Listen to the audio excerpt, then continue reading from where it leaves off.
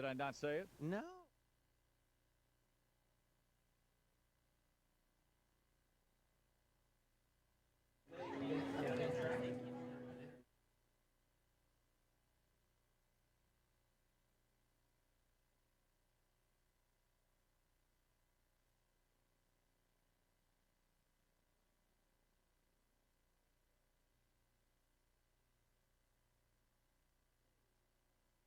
Leah Calhoun.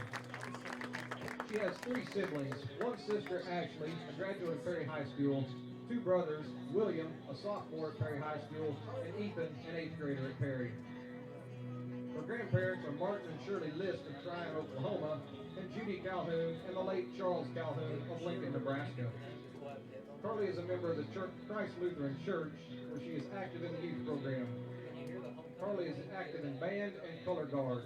The color guard has received 1 ratings in competition for 3 consecutive years. Carly is a member of the Perry track team and is a 3-time state qualifier and a 2-time state placer in the high jump. Carly is also a member of the PHS Lady Maroons basketball team. Carly enjoys watching Netflix and reading. Her favorite high school memory was her sophomore year playing powder puff football. Her team may not have been the best and they may have gotten beat up, but she said it sure was fun getting thrown around out on the field. Carly's future plans are to go to college and start living the rest of her life. Escorting Carly tonight is Mr. Dawson Padilla. Dawson is the son of Dana Padilla. He has 1 sister, Kinley Duncan. Dawson is the grandson of Jim Padilla. Dawson is a member of Life Church, where he is active in the Switch youth program. Dawson has played football for 4 years, baseball for 4 years, and basketball for 2 years. In Dawson's 2016 baseball season, he set a school record with 8 triples in a single season. He was also placed on Vipe's All-Northern Oklahoma Baseball first team. As a varsity quarterback, he led our district in passing yards his sophomore year. Since the beginning of the 2016 football season, he has been a leader in our district and in the state for passing yards, with a current total of 1,728 passing yards. Dawson's hobbies include fishing, hunting, watching movies, listening to music, and spending time with his friends and family. Dawson's favorite high school memory is starting his first varsity football game as a freshman against Alba. Dawson plans to play college ball and pursue a career in athletic training or sports management.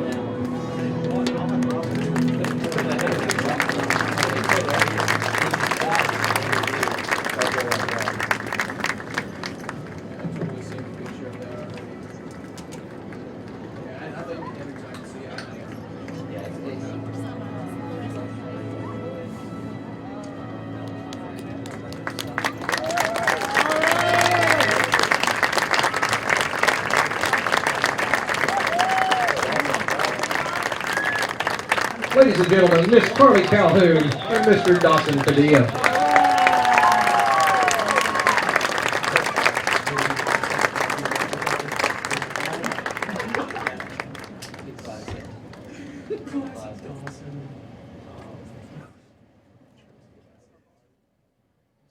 Ladies and gentlemen, our second attendant tonight is Miss Amanda Peterson. Amanda is the daughter of Rusty and Deanne Peterson and sister of Cody Peterson. Her grandparents are Jack and Betty Venter of Pritchett, Colorado. Amanda is a member of the Church of the Nazarene. Amanda is active in 4-H, tennis, archery, student council, band, drama, and color guard. The color guard has received 1 ratings the past 3 competitive seasons. Amanda is a state 4-H ambassador, a member of the National Honor Society, and a National 4-H Conference Trip delegate. Amanda is also the 2016 4-H Recurve Archery FIDA National Champion.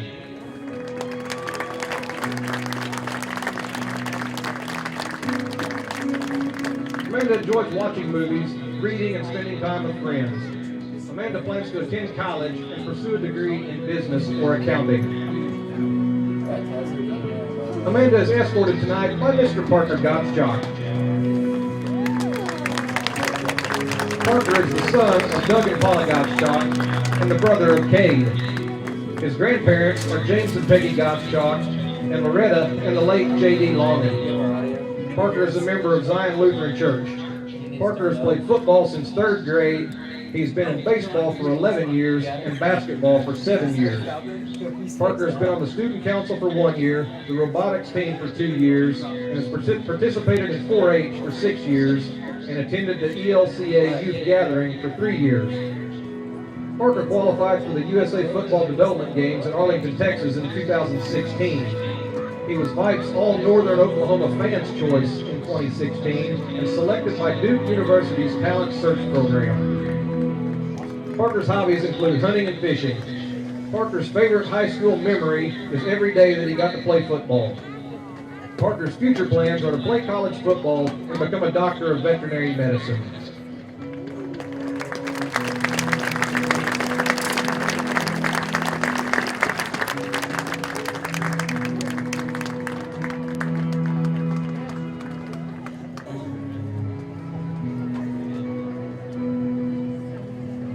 Ladies and gentlemen, Miss Amanda Peterson and Mr. Parker Gottschalk.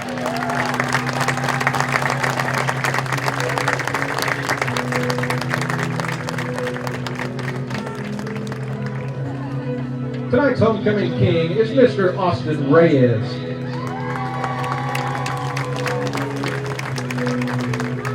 Austin is the son of Misty and Johnny Thomas of Perry and Danny Reyes of Broken Arrow. Austin has 2 sisters, Aubrey Reyes, a 5th grader at Perry, and Michaela Reyes, a 4th grader at Broken Arrow. Austin's grandparents are Ralph and Kathy Nida and Ralph and Janie Reyes. Austin is a member of Life Church and is active in the Switch Youth Program. Austin has played football for 4 years, basketball for 4 years, and track for 2 years, where he was a state qualifier in the 400-meter relay. Austin has been a member of the National Honor Society and has been active in the Student Council for 4 years. Austin was selected for Vikes All-Northern Oklahoma Linebacker Fan Choice in 2016. And it's important to many of the young ladies out there on the field and important to the fans. So we'll get into all that. It's the First Bank and Trust Company pregame show here on Triple Play Sports Radio. I'm Jordan Woodruff along with Zach Lancaster, Levi Peckinpah, as well as Tim Flinner in the booth with us. And we got Kate Kinsey back in the studio.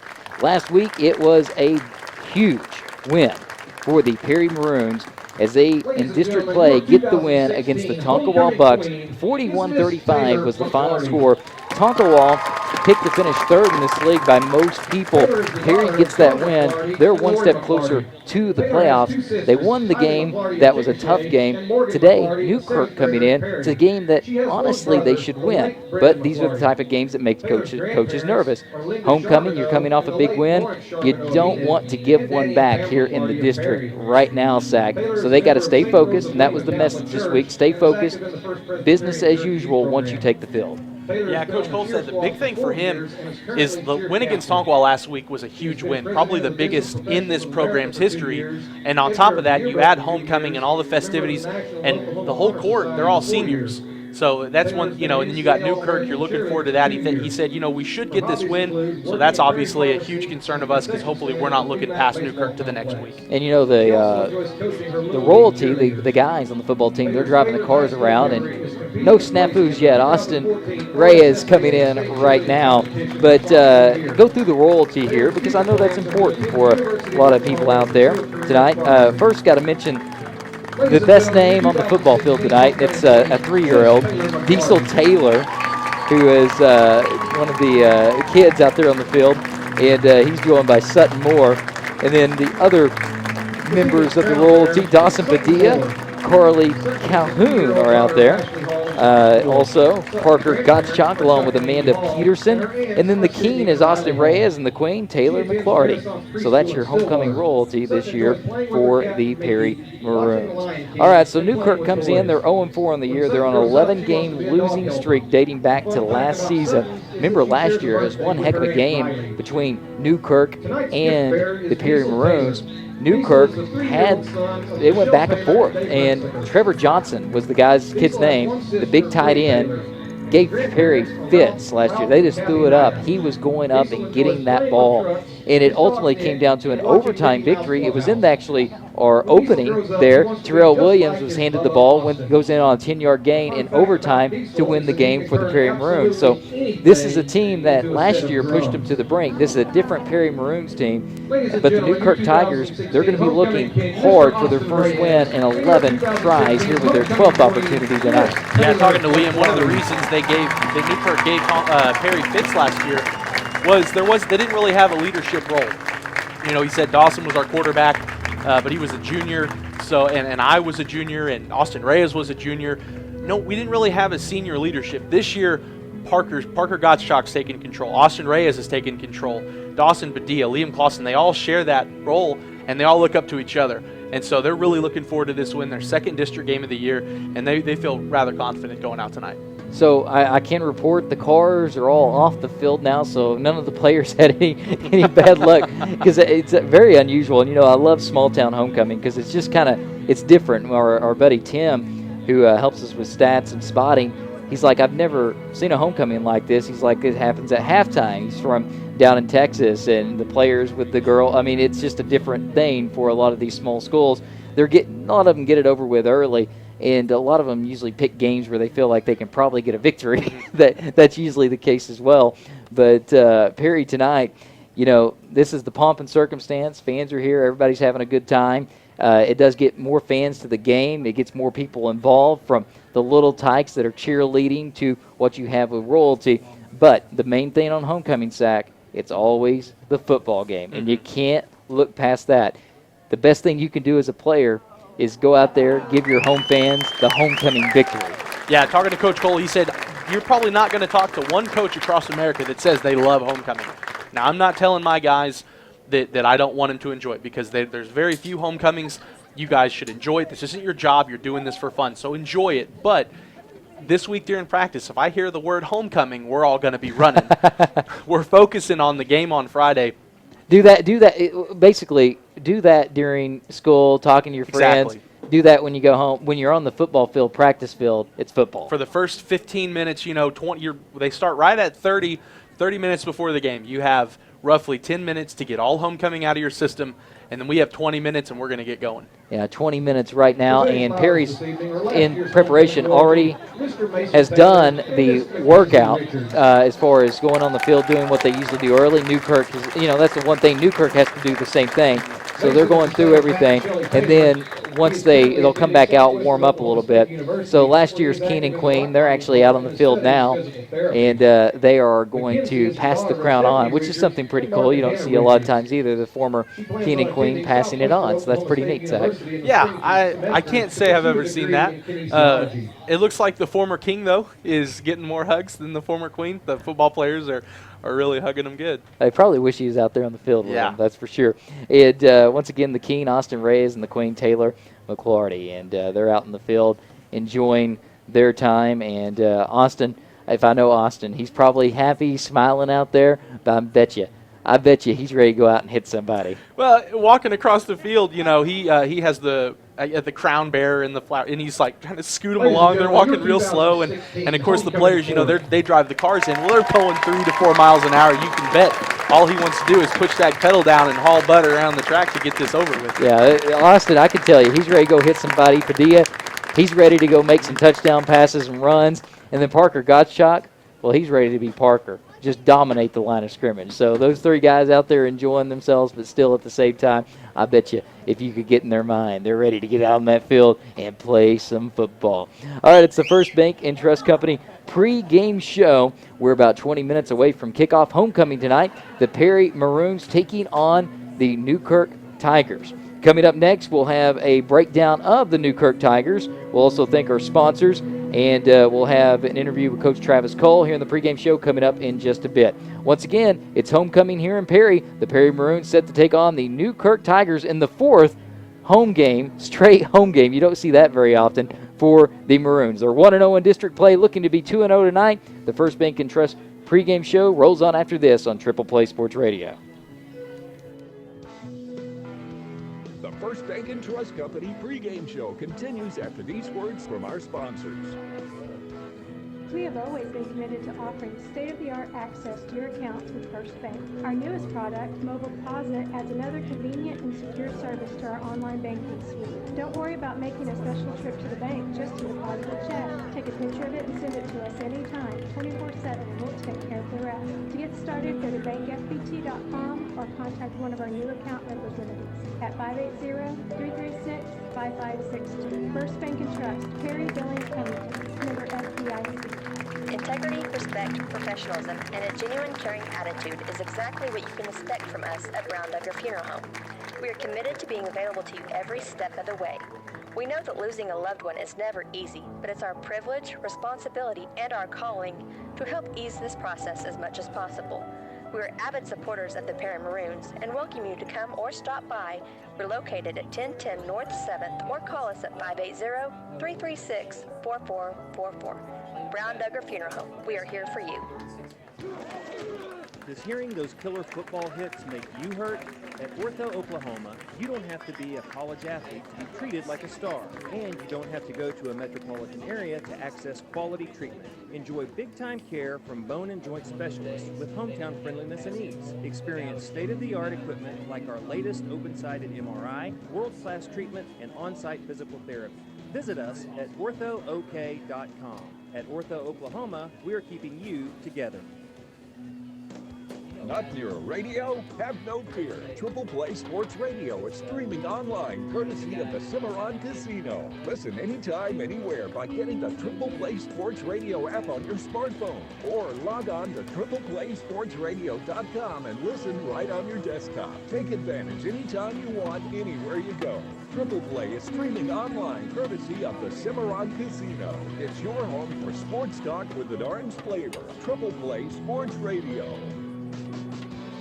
Hi, we're the Perry High School Mom Squad. Fight on Maroon. Welcome back to the First Bank and Trust Company pregame show here on Triple Play Sports Radio. Jordan Woodruff along with Zach Lancaster. Homecoming here in Perry as the Perry Maroons set to take on the Newkirk Tigers tonight. It's time for your scouting report of the Newkirk Tigers. And we'll start it off with their record. They're 0-4 coming into this game. They're on an 11-game losing streak dating back to last season. In fact, their last win was on September 18th of last year. Their closest game was a 4-touchdown loss to Blackwell in the home opener this year. That's the only game that wasn't a blowout from start to finish. Coach Sonny Chauvinek, though, has them excited there in Newkirk. It's his first year back. He led the team to the state semifinals in the late 90s. So they're trying new things, kind of like Coach Cole was last year, trying to implement a spread offense. But right now, talent and experience probably not where they want it to be. There's more than a few freshmen, sophomores that will see regular time on both sides of the ball. Play calling, pretty limited since they're pretty vanilla as of right now. And they're very much, they telegraph where they're going to go with the ball. Usually you can tell before the snap where the ball might go. Their key players, certainly led by their quarterback, Colby Case, who I think is a cousin or brother of a old dance partner of mine, in fact, up there from Newkirk. Used to come down, and I back in the day when I used to two-step quite a bit, Zach. Don't do nearly as much as I used to, but the Cases up there in Newkirk, there's quite a few of them, and I knew a Case up there and was a dance partner of mine for a while. But Colby Case, a sophomore without a particularly strong arm, he's going to be in shotgun almost every snap, going to be a ton of short passes. He's thrown a touchdown in each of the last 3 games. Pretty good at staying in the pocket when pressured. Not afraid to take the hit.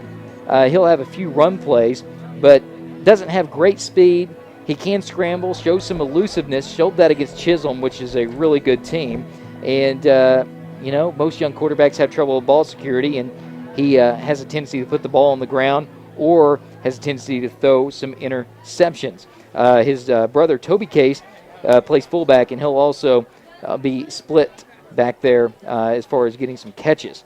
The running back / tight end, Hunter Thomas, missed the last game with a knee injury. He's the tallest running back that you're probably going to see here in 2A1, 6'3", going to do a lot of running up the middle. He also will line up as tight end, and they'll try to hit him in the slant or the seam route on quite a few occasions. Their wide receiver target, Jordan Miller, didn't play in the second half of last week's game. Kind of unsure if he'll play in this one. They say he's the best athlete on the team, 5'11", but he goes up and uses his vertical to win jump balls over defenders. And let's face it, Perry has had trouble with some of those jump balls this season. So he's probably one of their main targets, especially in the throw-in attack. Defensive linemen, Hunter Hawkins and Colton Parker. Interior line, they're good at getting off the blocks and making things happen in the backfield. And then the offensive outside linebacker and running back, Lake Wilhelm. He's going to make a lot of tackles on outside running plays, and they'll also use him in blitz to pressure the quarterbacks. And he'll play running back if Thomas can't get on the field after missing last week with that knee injury. But defense, they're young and undersized. They've been exploited this season, especially with the run game. Every opponent has scored more than 40 points on them. And the defense, like I said, pretty vulnerable against the rushing attack, even though that Perry hasn't run the ball as efficiently as probably what they like. They ran it more efficiently than last year. But if they're having trouble scoring, I'll tell you, they're going to have a lot of trouble with the Perry Maroons. So the we got the referees up here, and I always like when they give us the card.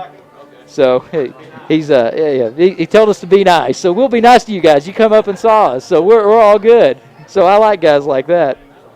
So he's letting them know. But head referee, he's up here. I got to mention him. Doug Swoner is the head referee for this one. Nice enough to come up and say hi to us and give us his card, and also going to give us a little time for timeout. So I always enjoy that. So once again, it is homecoming night here in Perry. The Perry Maroons set to take on the Newkirk Tigers, the band, about to take the field. And once again, the referee's up here talking to Sack, so we'll bring Sack back on here in just moments as the Perry Maroons about to take the field about 13 minutes away from the opening kick. So it's Perry Maroon football homecoming. They're set to take on the Newkirk Tigers. It's Sack Lancaster and Jordan Woodruff with you. And Sack, you just got through talking to the referees. Always nice when they come up and introduce themselves. They don't want us to talk bad about them on the radio, I can tell. No, they don't. No, yeah. no, they don't.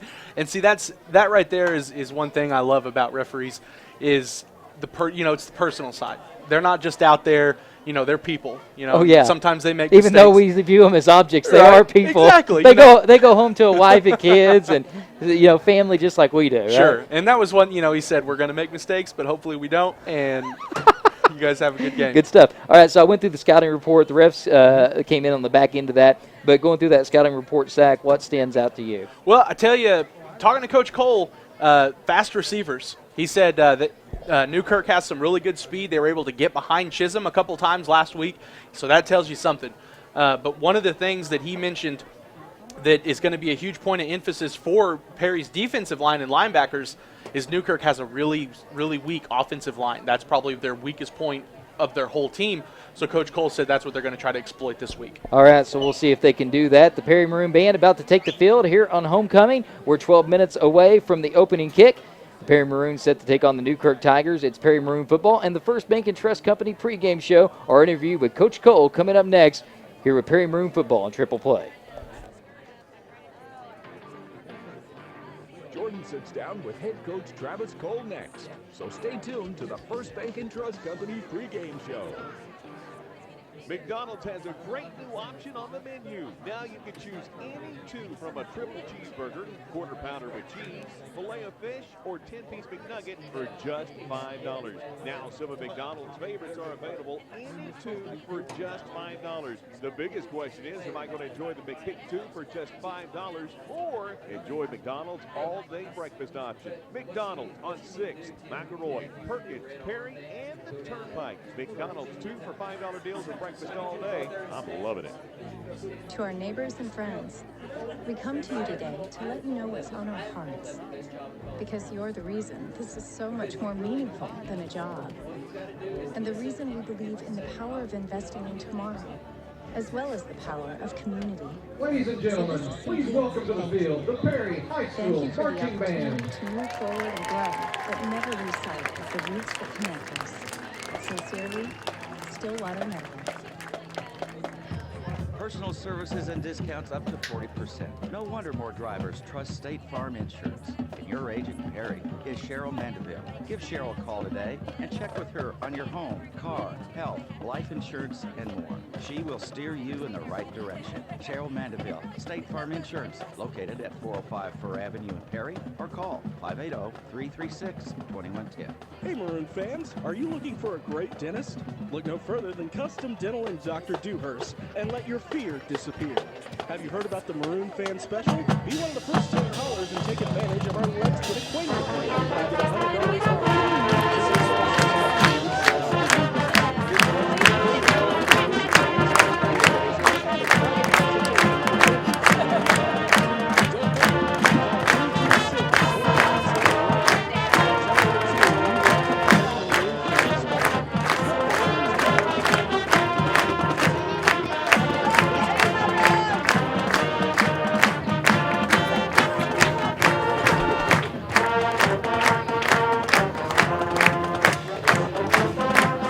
Welcome back to the First Bank and Trust pregame show live here from Daniels Field in Perry, Oklahoma. Quick look at the weather. It's about 75 degrees. Not much of a breeze, if any at all. Now let's go down to Jordan Woodruff, who is with Coach Travis Cole. Jordan? It's our pregame interview with Coach Travis Cole, brought to you by Custom Dental. First things first, Coach, tonight is homecoming night, and it's always a challenge for coaches. Every school has to go through this because it changes the schedule, and you got to keep your players focused. It is. It's, really the whole week, it's a focus thing. There's a ton of distractions. I've said it all week. I don't know if there's a coach in America that says, oh, I love homecoming. It's just, there's a lot of distractions, especially for us this week, coming off a big win, emotional win from last week against a team who's been struggling, so you're confident about that. Plus, you add on the distractions of homecoming. It makes for a long week, and that's been our focus since Monday. Is when we come out here to Daniels Field, it's time to focus in and get ready. Talk about the big win last week. Tonkawall puts you in a nice position moving forward to get your goal. I think the kids understand that, but that being said, I'm sure the preaching this week is you can't win last week and have a slip up this week against the team you should beat. Exactly. It's, you guys already took the first step. There's, like we talked about, there's 6 steps. 6 district games are 6 steps, and this is step 2. It doesn't matter who it is. It's a playoff game, and if you guys really want to reach your goals, you can't, like you said, you can't slip up this week. And plus, if we're going to get to the goals that we have to learn how it's going to be. It's every day, every week. It's going to be a go. When you get into that extra part of the season, it's every day is a go time. And so we're just kind of push that through. And the kids have responded well. They've been focused in and had a great practice yesterday. We're focused in. So far so good. Newkirk tonight, Coach, you look over there, like I said, they've had a rough year. They're on an 11-game losing streak. I know you don't look at that. You look at what they have and how you can take advantage of what they have. Where's the area of focus tonight for you? Really, they're skill kids. They have some good skill kids. Their quarterback, he doesn't throw it great, but he's athletic. He's a kid that if he gets loose, he can hurt you. They got a couple of receivers that can really run. And a kid last week outran Chisholm. If you outrun Chisholm, that says a lot about how your speed is. And that's been our biggest focus is up front. I think that's for them. That's where they struggle the most is up front, and really getting it through to our kids up front. That if you come out and do a good job, we ought to be in pretty good shape, and so that'd be the main focus. All right, Coach. And one thing I've noticed throughout the year, the running yards. Mm-hmm. Even though you guys are throwing the ball over the place, the rushing yards are going up, and Liam Clausen is doing a magnificent job back there. And you add that with Padilla, what he's able to do. Tonka was a perfect example, and his nice 30-plus yard scamper for the touchdown that wins the game. Something you're liking seeing. I'm sure you like distributing that ball, but that running game going up is helping Dawson Padilla. Oh yeah, it is, and and that's. Traditionally you run and lull them to sleep and throw the ball, and like I've said before, we're going to throw the ball. That's what we do, and really that's what it does is people start taking more guys out of the box and trying to get them in coverage, and when they start doing that, it's really beneficial to have good guys up front, and a guy like Liam who's a hard-nosed runner, not the biggest kid, but he runs hard, and he's just and Dawson's made some big plays running the ball. In the last 2 or 3 weeks, he's made some huge plays, especially last week, and so yeah, I'm loving it. It's great. We're still distributing the ball, passing the ball, and especially late in the game, the running game's really opening up for us, which really helps kind of put things away at the end sometimes. Is there any coach in the state of Oklahoma more ready for kickoff than you right now? I wish it was 2 minutes away and not an hour, but it is. It is what it is. Like you said, everybody has to go through it, and this is our week, and get it over with, and which is good because we got a big three-game stretch coming up. So get this thing out of the way and get ready to finish the season out. Coach, best of luck. All right, appreciate it. That's Coach Travis Cole. Our pregame interview brought to you by Custom Dental. Now, Zach, back up to you. Thanks, Jordan. And that'll do it for the First Bank & Trust pregame show. We'll have keys to the game and kickoff up here next on Triple Play Sports Radio. You've been listening to the First Bank & Trust Company pregame show. Zach's keys to the game and opening kickoff are up next. Whether you're buying your first car or need a little extra cash to get you through a difficult patch, we're here to help. Apply online, day or night, from the comfort of your home. Quick, convenient, and secure. Go to our website at bankfbt.com to start your application. One of our friendly loan officers will review your information and contact you within 1 business day. First Bank & Trust Company, Perry, Billings, Covington, Newkirk, Yass.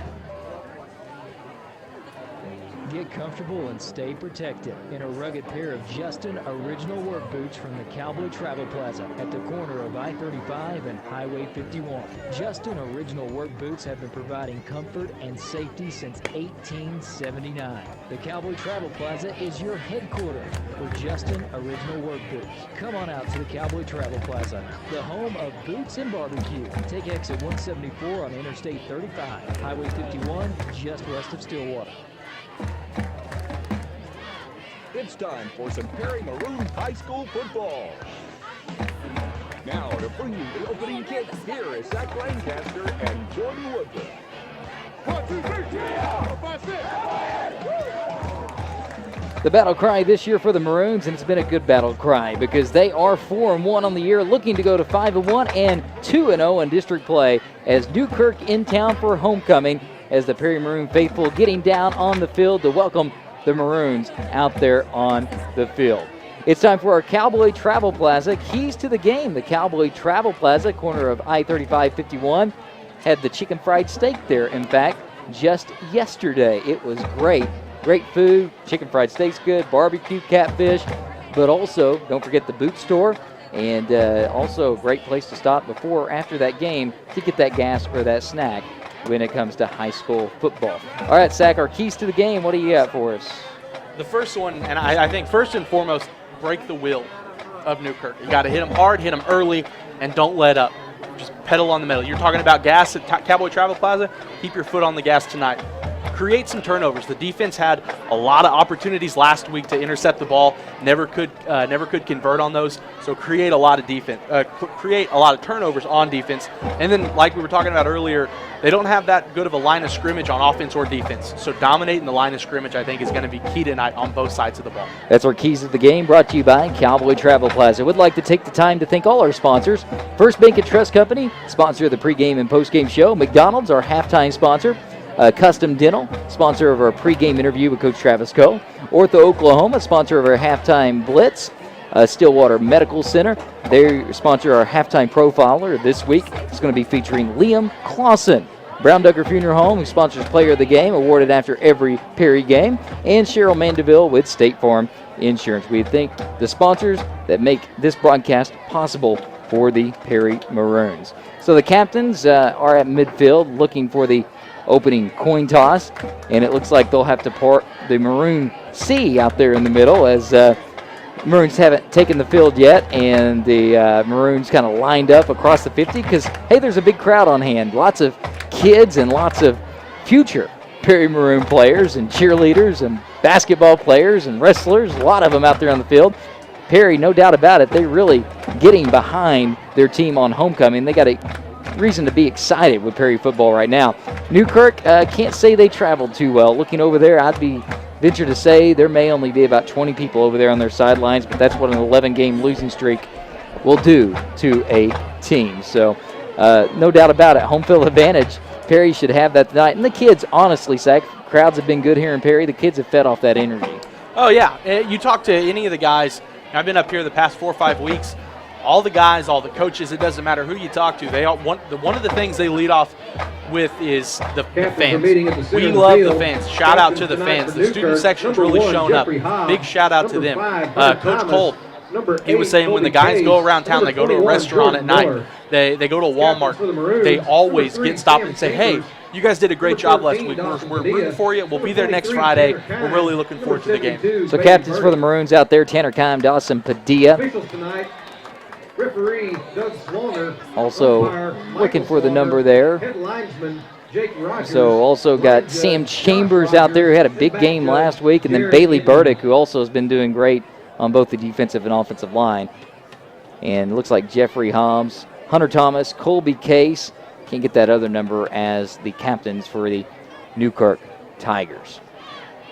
As we are narrowing down the other captain, Jordan Miller. So narrowing down right here to kickoff here tonight, and coin toss on the way. And once again, the referee crew, they came up and introduced themselves, so we can't talk nearly as bad about them tonight.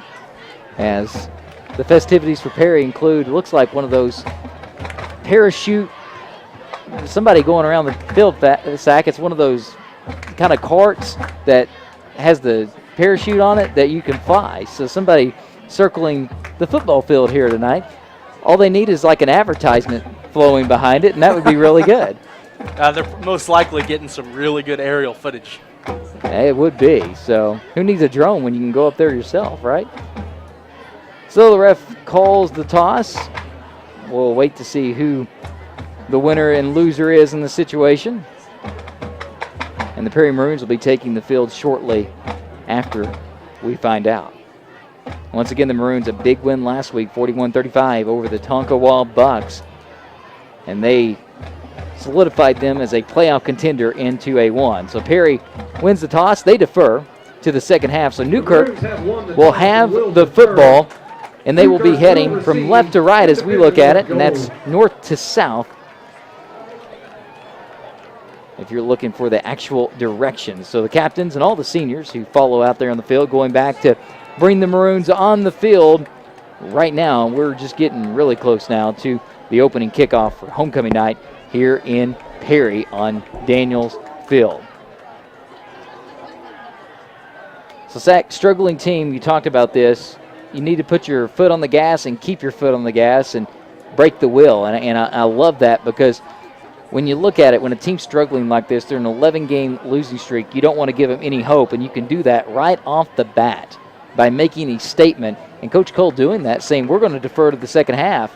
So deferring to the second half, going to let his defense go out there and try to get a stop. Now, remember, Perry has been behind at some point in every game this year, including the Kellyville game. They've been in a lot of good games. Kellyville's the one that was a blowout, but they've been behind in every game this year thus far. Yeah, Kellyville opening drive, kind of a muffed punt, ran it roughly 70 yards for a touchdown to take 7-0 lead. And you can kind of, it's a little different, but you look at the Texas Tech-Kansas game last night. You know, Kansas is having a really rough year. Texas Tech has a really bad defense, but they're a very explosive offense, and they let Kansas stay in that ballgame a lot longer than they should. They're kind of overlooking the team. Perry, that's the one thing that they cannot do. You look at Newkirk, they don't have a lot of size. They don't have a lot of depth. And one thing that Perry does have is a lot of talent, a lot of size, and a lot of depth. Santoy Rhodes leads the team out in the field, holding the Maroons flag. The Perry Maroons in their maroon head-to-toe uniforms with the white numbers, white triple pinstripe down the middle with those white P's. And Newkirk in their road white uniforms with blue pants and blue helmets. And they have the tiger on the side. As balloons let go, as usual. Somebody tied something onto a balloon, and those balloons aren't getting out as fast as some of the others. They're moving about as slow as the cars were during homecoming, in fact. It looks like those bang sticks. Yeah. Oh, somebody had a nice idea. Hey, that's good, though. No harm, no foul. To be honest with you, we're probably going to find those in the parking lot on our way out of the stadium tonight. So the referees gathering at the center of the field, and looks like they're saying a prayer. Took their hat off and saying a prayer out there in the middle of the field. And we'll say this referee crew, we've had them a few times, good crew, came up and introduced themselves. A couple of brothers on the crew, two Rogers and two Swangers. So, and they told us that we need somebody in the red armband saying, hey, because they said, we'll wait on you. If you need more time, wave at us, and we'll give you that for the timeout. So We actually could have media timeouts if we need them. We're used to working without them, getting those quick 30 seconds in. So Dawson Padilla, he is set to kick. As Newkirk, a couple of guys set to return. It won't get back there to him. It'll be fielded by the upback at the 30-yard line, and that is A.J. Romero who gets it. And he's wrapped up by Blaze Herlinger, who's always in on the tackle on the kickoff return. And Newkirk will take over to start this game at the 33-yard line. As homecoming and Friday Night Football underway here in Perry. So Newkirk has the ball first. They went from more of a pro-style attack to more of a spread shotgun attack with Coach Sonny Chauvinek, who is back this year after leading the team to the state semifinals in the late 90s. Shotgun formation pistol with one wingback to the right. Handoff straight up the center of the field. Lake Wilhelm, and he is brought down by Austin Reyes on the play. Gain of just about 3, giving 4 up to the 37. So Wilhelm gets the opening carry, and he gets up to the 37, so a 2nd and 6 upcoming. As Dawson Padilla warming up there on the sideline, ready to get in the game, throw himself a few touchdown passes. I mean, the kid's only got, 22 on the year? So this time pistol formation, handoff to Wilhelm again. He'll go around the left side, and he is wrapped up. Check that, Hunter Hawkins goes nowhere. Brought down in the backfield. That's going to be a loss of 2 on the play. So loss of 2 on the play. And it was Titan Horton who has really come on this year, making the tackle for loss. Loss of 2, so a 3rd and 8 upcoming. You know, and Jordan, that's what we talked about. Titan Horton was in the backfield before the ball was even handed off, and that's one thing that Perry really has to keep up with tonight. Lake Wilhelm back in. It's a pistol formation, but it's almost like a power eye out of shotgun as they have 2 backs straight behind the quarterback, Case. Case takes it, looking to throw, throws the slant, ball up, and it's intercepted as that is Perry Wilson who comes down with it. Only the 2nd interception of the year for the Perry Maroons, and Perry Wilson gets that one. Gives the Maroons good field position as he takes it at the 48 right there, just short of midfield. Perry Wilson had that ball read the entire time. He was about 7 yards behind the defender, read the ball, read the quarterback's eyes, came hauling in there to get the interception. So Perry takes over with 10:28 left here in the first quarter at the 48-yard line. Shotgun formation for Dawson Padilla. Split and slot to each side, ball on the left hash. Hard count. Padilla now looks back up to the sideline for the call. He's got 10 seconds to get it off, not an issue. 6 men in the box for the Newkirk. They back off 1 and bring 5. Padilla pressured, steps up in the pocket, now throws it, checks down to Liam Clausen. Clausen makes the catch, but it's no gain on the play. As good job stepping up in the pocket from Dawson Padilla, and he hits Liam Clausen, but unfortunately no gain on the play, on the pass. Yeah, the big thing there, Liam Clausen holding onto that ball as number 22, Lake Wilhelm, came in hot and hit him hard. So this time trips out to the left side. Clausen to the right of Dawson Padilla.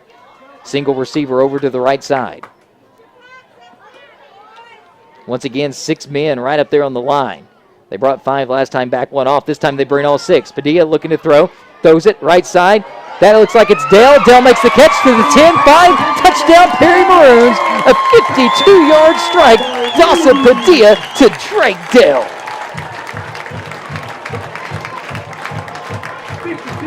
That right there is some of that senior poise that we talked about that Dawson gained from last year to this year. 6 guys rushing the box, 4 guys pressuring him, gets wrapped up and going down right as soon as he throws that ball, stays steady like a rock, 52-yard strike. A strike. Drake Dell was in island coverage, and the defensive back never stood a chance. Dawson Padilla, who's trying to work on his extra points, had some trouble last week, kicks this one through the uprights, and the Perry Maroons are on the board. 7-0 the score after a 52-yard strike. Dawson Padilla to Drake Dell. We'll take a timeout. 9:43 left in the first quarter. Perry leads 7-0. You're listening to Perry Maroon Football on Triple Play Sports Radio. Integrity, respect, professionalism. professionalism and a genuine caring attitude is exactly what you can expect from us at Brown Duggar Funeral Home. We are committed to being available to you every step of the way. We know that losing a loved one is never easy, but it's our privilege, responsibility, and our calling to help ease this process as much as possible. We are avid supporters of the Perry Maroons and welcome you to come or stop by. We're located at 1010 North 7th or call us at 580-336-4444. Brown Duggar Funeral Home. We are here for you. It's Maroon football with Zach Lancaster and Jordan Woodruff, only on Triple Play Sports Radio. Welcome back. Perry Maroon scored first, a 52-yard touchdown strike. Dawson Padilla to Drake Dale. That is Drake Dale's fourth touchdown catch of the season. The Perry Maroons, after the extra point, lead 7-0 with 9:43 in the first quarter. Dawson Padilla is set to kick off now. This kick end over end, fielded at the 20-yard line. Up around the left side, and Blaze Hurlinger on the tackle once again. I think he's got this kickoff coverage down, Zach. What do you think? Yeah, there's no doubt about it. And if I'm Dawson Padilla and I have any kind of control over that kick, I'm kicking it to Eliza Buzzard every time. 4'11 freshman, 108. I'm going to kick it to that kid every time. Last week, they asked in the Tonkawa game, what do you want to do, kick it deep or kick it short? And Dawson Padilla said kick it deep, and all the younger guys on the kickoff coverage said we want to kick it deep, and they went out and made a play. This time it's a fake draw. Now rolling out, Case makes the throw, and that looks like it's caught. Was it inbounds is the only question. And it looks like they're going to say it was out of bounds. So it's incomplete. Bring up 2nd and 10. This Case tried to hit, looked like Hunter Thomas over there on the left side. Hunter Thomas, he is a low senior, 6'4", 205 pounds. Drake Dale was over there in coverage. So incomplete pass to start it out. Perry, remember, started the game. Newkirk had the ball, an interception from Perry Wilson. And just 2 plays after that, it was a 52-yard strike. Dawson Padilla to Drake Dale. Shotgun formation. 2 backs to the right of Case. Receiver to each side. Takes a snap. This time a quarterback keeper. Cuts back. We got a flag on the field. That's in the vicinity of a hold. As Case is brought down, he's going to gain about 5 yards, but I think this one's going to come back, Zach. Yeah, it was on number 7, but I don't have a 7. Hunter Hawkins. He switched his number from 63, so Hunter Hawkins there. And actually, they're going to call it shot block. So one guy went high, one guy went low. So you can't do that. And Perry could decline this penalty, but I think they're going to take it and back them up. Mm-hmm. That's what it looks like, yeah. I mean, give them a 5-yard gain or back them up. So they're waiting to, I think we'll get the call from Coach Cole and back them up, yeah. I thought that would be the case. And I'll tell you, I had a referee one time when I was playing football, and I was quarterback secondary, and it was my sophomore year. The referee would not let me look at the sideline and get the call from the coach. He said, you are the captain, you make the call. Really? So every time I couldn't look at the coach, you'd look over there and say, I told you not to look at him, I'll throw a penalty on you. Huh. It was one of the coolest referees ever, though. Yeah. He refereed basketball, too, and he was an old-fashioned type guy, but I loved it because he was trying to make young guys learn how to make a decision. Yeah, and I like that. And he would actually tell you, he goes, I would rather you do this than you do that. So he's pretty good. But they usually let you look at the sideline. This time, Case rolls out to the left side on the 2nd and 25. Catch is made, and Santoy Rhodes. Case's pass complete to number 10, A.J. Drake Dale, check that, makes the tackle. 5, Austin Reyes. And that was Romero on the catch. It gains him about Spot the ball at the Newkirk 12 yards, brings up a 3rd and 12. 3rd down and 12 for the visitors. So 3rd and 12 upcoming. Perry will try to get off the field again. Last time on a 3rd and long, they were able to make the pick, Perry Wilson. Pistol formation this time. And like I said, it's more like an I, as there's a fullback and a running back behind Case. Split to each side. Case takes it. Now he's going to throw it. Throws the fade route. Santoy Rhodes there. He makes the catch. Is he inbounds? Is it interception? It is. Santoy Rhodes makes the interception at the 50-yard line. So Santoy Rhodes makes his 2nd interception of the year, and Perry takes over at the 50-yard line. And the Perry Maroon secondary, only 1 interception on the year coming to this game, and that was Santoy Rhodes. Remember, there's 2 interceptions for the team. The other one was Sam Chambers on a screen pass. So Perry's secondary early less than 4 minutes into this game, already 2 interceptions on Newkirk's first 2 drives. And they probably had 7 opportunities last week, and that was our second key to the game, create some turnovers. And that's exactly what they've done, 2 drives in a row. So Perry comes out, shotgun formation, trips out to the left side. Padilla drops back, looking to throw, throws the deep ball. Drake Dale once again, the ball's there and it goes through Dale's hands. As that was there, Dale looked like he kind of located it a little bit late and could not extend his arms far enough to make the catch, but that ball was there. Padilla threw another strike. Yeah, about a half yard behind the pass. If he catches that ball, he's in the end zone easy. Walks in. So Perry's showing if you're going to one-on-one cover Drake Dale, who a lot of people consider the best athlete on this team, we're going to go at him. This time split and slot to each side. Santoy Rhodes, yet with a catch. He's in the slot to the left. Dawson Padilla takes a snap, fakes the handoff, looking to throw. Now gets away from pressure. Now he's going to be brought down. In the backfield, that's a quarterback sack. As it's Jeffrey Hobbs making the sack as they brought the pressure and got to Dawson Padilla that time. Loss of 6 brings up a 3rd and 16. Padilla's going to be brought down in the backfield by number 77. So, sack on the play and 3rd and 16 upcoming. So shotgun formation, trips out to the left. Drake Dell all alone to the right. They send Clausen in motion out of the backfield to the left side. Padilla pressured again, gets away from it. Now he cuts up the field. He's going to run. He's got some room up the sideline. Cuts back in to the 35-30. Breaks a tackle to the 25. Cuts field to the left to the 20. Spins down at the 20-yard line. A gain of 35 on the play for Dawson Padilla on the quarterback scramble. That's a huge run by Dawson, using his legs to pick up that first down, and that was what Tonkawa said could really kill teams. He could kill you through the air, and he can kill you on his feet, and that's exactly what he did right there. Newkirk is bringing the pressure, that's for sure. They are bringing pressure. That time Dawson able to break, contain, and get around the right side and make a big 35-yard gain. Ball at the 20. Shotgun formation, split and slot to each side. Hand off to Liam Clausen, big hole up the middle, up to the 15, down to the 14-yard line. Liam Clausen pounds his way forward for around 6-7 yards. See, runs like that and runs like Dawson Padilla, it's going to make a coach and a defensive captain think twice about putting 6-7 guys in the box and rushing all of them. Yeah, because if you can get past that initial level, you get that back end, you're going to have some big runs. 2nd and 3 now after a 7-yard gain for Clausen, his first carry of the night. Split and slot to each side. They send Clausen in motion out to the right. Padilla now pressured, breaks pressure, and now he's going to be brought down. Once again, it is just major pressure from the Newkirk Tigers. And Padilla sacked. This time, it's Hunter Hawkins on the sack. And Coach Cole going to call a timeout. He's not happy with it. So that ended up being a loss of right around 8 on the play and brings up 3rd and 11 and sack. So Newkirk, what they're doing, it's kind of confusing, Perry. They're walking, they got 4 guys down, they're walking their linebackers up, and it's basically almost a 6-man front.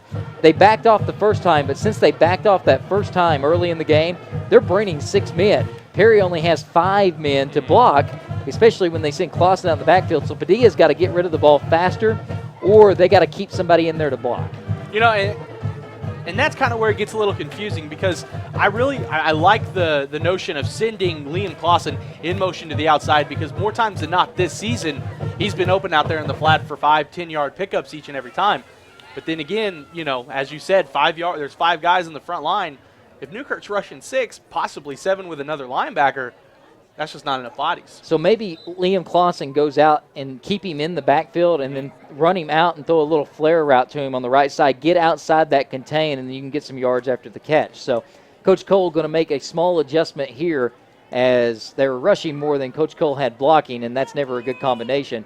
Padilla did get outside of it and made a big 35-yard gain, but Chauvinek from Newkirk onto something, so Coach Cole having to make his first small adjustment here in this game. Shotgun formation this time. This time they throw the screen. Clausen has it, and Clausen's going to be brought down as a missed block. Looked like he had blockers in front of him, but one missed block on that screen can make a big difference. So they're going to gain just right around 3 yards, and that's going to bring up a 4th and 8. Yeah, but one thing that we've seen from this Perry offense, 4th and 8, this close to the goal line, I mean, they're on the 18. we've seen a lot of success from this far out. Quick slants too, Sack. I think those are big because there's nobody in the center of the field.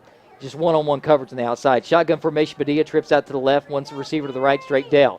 Padilla drops back. This time they go zone coverage. Padilla throws a strike. Right side, Sam Chambers. Makes a guy miss. Now jumps forward into the 9-yard line. And I think he's got enough for the first down. And he does. Sam Chambers, some yards after the catch, making a guy miss. That guy was Colby Case. And Sam Chambers able to move the chains on 4th down for the Perry Maroons on a gain of 9. Yeah, Sam Chambers, he's really come alive in the past 2 or 3 games with those short pickups. Spot the ball at the Newkirk 9-yard So line. 1st and goal from the 9. Trips out to the right side. Ball in the left hash. Dawson Padilla, shotgun formation. Clausen to his left. Padilla takes a snap. Hands it off to Clausen. Big hole up the middle. Clausen pounds forward. Man puts his shoulder down and runs right into the end zone. Touchdown, Perry Maroons. Clausen, a 9-yard touchdown run. As he inflicted some pain on the end of that run, he never shies away from contact, does he, Sack? No, and as you'll hear at halftime, he's our Perry profiler this week. I asked him about that, and he said, yeah, I'm running the ball. I don't look to get hit. I look to hit, and that's exactly what he did there. And Coach Cole often says it, not the biggest, not the most athletic, but he has the most important thing in the body, the big heart. Padilla's extra point on the way. It is up, and that one appears to be good, and it is.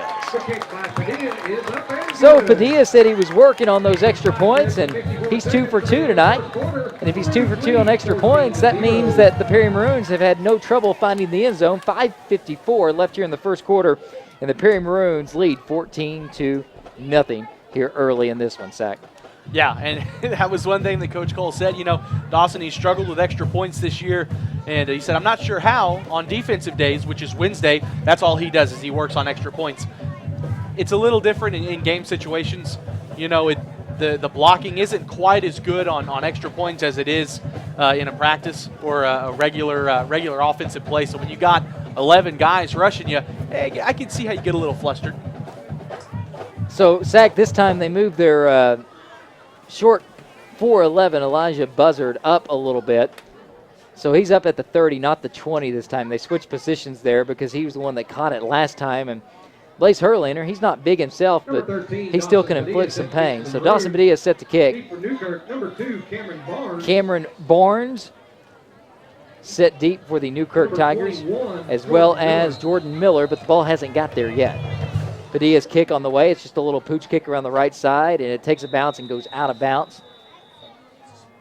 So that will allow Newkirk to have the ball to begin at the 35-yard line with 5:54 left here in the first quarter.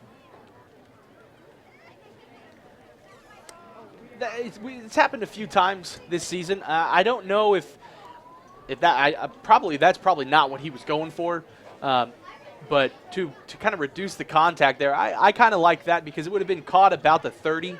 So you're probably going to save an extra 10 yards. Well, what he's trying to do, Sack, there was some space over there. Nobody was over there. He's trying to kick it in that space, and maybe Perry can go recover it because this is a live ball. Well, and he's on had the a lot. kickoff. He's had a lot of success doing that throughout. He almost had 3 of them in the first game of the year against Fairview. You're right. Yeah. So shotgun formation this time for the quarterback, Colby Case. He's got 2 backs to his left, split to each side. Takes it, sweeps it around. Right side, Sam Chambers is there and brought down along with Blaze Hurlander. So 2 Maroons there on the tackle, Sam Chambers and Blaze Hurlander. Gain of 1 on the play. That is it. Brings up 2nd and 9. Sam Chambers almost had himself a strip right there. Newkirk's lucky that quarterback fell on that ball. And kind of lodged itself back up in there. This time it's that pistol formation, but like I said, more like an I formation with a fullback and back behind him. This time Case spots up, throws it, throws a jump ball, and Drake Dell is there and brings it down. Dell almost had the interception, but that is wonderful coverage by Drake Dell. Perry Wilson was there over the top to help, but Drake Dell was in perfect position. Knocks down the ball, almost had an interception as that ball was intended for Hunter Thomas. Hunter Thomas, though, just kind of played defense, made sure Drake Dell didn't intercept it. So 3rd and 9 upcoming. Yeah, that was great defense. Drake Dell, only 6'1", going up against 6'3", 6'4", read the ball the whole way, is able to get able to jump up in there, get a hand on the ball, knock it down. Remember, Drake Dell is injured. They've been playing him offense, haven't been playing him on defense. Last week they put him in late on defense to help hold Tonkawa. Now he's getting the start there, defensive back tonight. He's lined up against Hunter Thomas once again on the left side. Case takes a snap, rolls around the left side, looking to throw, and a sack there made by the Perry Maroons as it's Titan Horton who makes the sack. Big loss on the play, brings up a 4th and long now for the Newkirk Tigers. Loss of 10 on the sack as Titan Horton brings down Case, and it'll be a punting situation for the Tigers. So Hunter Thomas, he is set to punt. And Santoy Rhodes, he's set for the return. Santoy Rhodes has got loose once this year on a punt return. Remember last week on the reverse, he set up that run for Dawson Padilla getting in deep into Tonkawa territory there late in the game. Hunter Thomas's kick, not going to let anybody get a chance to return it here, as it's just going to be a 10-yard punt down at the 38-yard line. So Perry takes over in Newkirk territory at the 38-yard line on a very, very short punt as he hit that one, Zach. Yeah, Perry sending. They had 3 guys there in the backfield. Kind of flustered him a little bit. Hunter Thomas kind of looked like he kicked it off his shin. So trips out to the left. Drake Dell alone to the right. Clausen in the backfield to the left of Dawson Padilla in shotgun formation. 4-man front. They're not putting 6 up front this time. They send Clausen in motion. Blitz coming. They bring 6. Quick pass, Dawson Padilla on the slant to Santoy Rhodes. Makes the catch into the end zone. Touchdown, Perry Maroons. One play, that's all it took. Santoy Rhodes gets him another touchdown catch. That for him is 12 now on the season on a 38-yard touchdown strike from Dawson Padilla to Santoy Rhodes. How's that sound, Jordan? 40 catches, 698 yards, and 12 touchdowns through 6 games in Santoy Rhodes' junior season. So Dawson Padilla's kick on the way. This one takes a low angle, but it gets over the crossbar, so that's all that matters. So Padilla 3 for 3 on extra points, and the Perry Maroons now lead 21-0 with 4:12 left here in the first quarter. And they brought 6. That means nobody back there to help, and Santoy Rhodes has that little extra burst of speed, and Dawson Padilla threw the strike right to him, and Santoy waltzes right into the end zone. And the Perry Maroons having no trouble. We talked about breaking their will early. Well, 3 touchdowns on 3 possessions. That'll do it to you, Sack. And not to mention the Newkirk Tigers, their possessions, 2 interceptions and a 3-and-out. Yeah, it's not looking very good right now for Coach Shimonek and the Newkirk Tigers. So this may be a game where Coach Cole can get some of those younger guys in here in a little bit. And if you can keep this trajectory going, you may have a running clock in the second half, and you can keep your guys, some of your main guys, fresh if you can keep a big lead going into a big game on the road at Hennessy next week, which quite honestly could be a game that could decide whether or not you're in playoffs, but maybe possibly into a home playoff. So an onside kick from Dawson Padilla this time, and it's fielded beautifully as it was Luke Wilhelm on the onside kick recovery. Dawson Padilla trying to sneak one in there, but Wilhelm was there to make the recovery, and Newkirk will have good position, but Coach Cole doesn't mind doing that because the defense is playing good here tonight. So Newkirk with their best field position so far tonight, ball at the 48-yard line, just short of midfield with 4:12 left here in the first quarter. 21-0 the score, Perry with the lead. So one of the backs coming in late, A.J. Romero, that tight end, lines up to the right. Split to each side, shotgun formation for Case. Case takes the snap, looking to throw. Throws the fade route, and it's going to be caught out of bounds. And incomplete in coverage was Liam Clausen, as the ball was intended for Jordan Miller. Made the catch, just was a foot out of bounds when he did it. That was an impressive catch. But as you said, about a foot out of bounds, not quite where you want to catch that ball. But Liam Clausen able to kind of shade him out there to the outside. That's not where you want to try to catch a ball. Split to each side. Shotgun formation for Case again. Tight end to the right. He's got Wilhelm in the backfield to his right. This time a quick pass. It's going to be Miller. Clausen makes the textbook tackle, almost rips the ball out, drives him backwards. So a quick catch for Jordan Miller, but Clausen wraps him up, only a 2-yard gain on the play. As that's what Clausen likes to do. Not only, and that's the thing about Clausen that's impressive, not only does he make the hit, he wraps up, grabs right there underneath the ham hocks of a kid, and then just lifts him up. It's textbook tackling. I mean, he could make a video on how to tackle.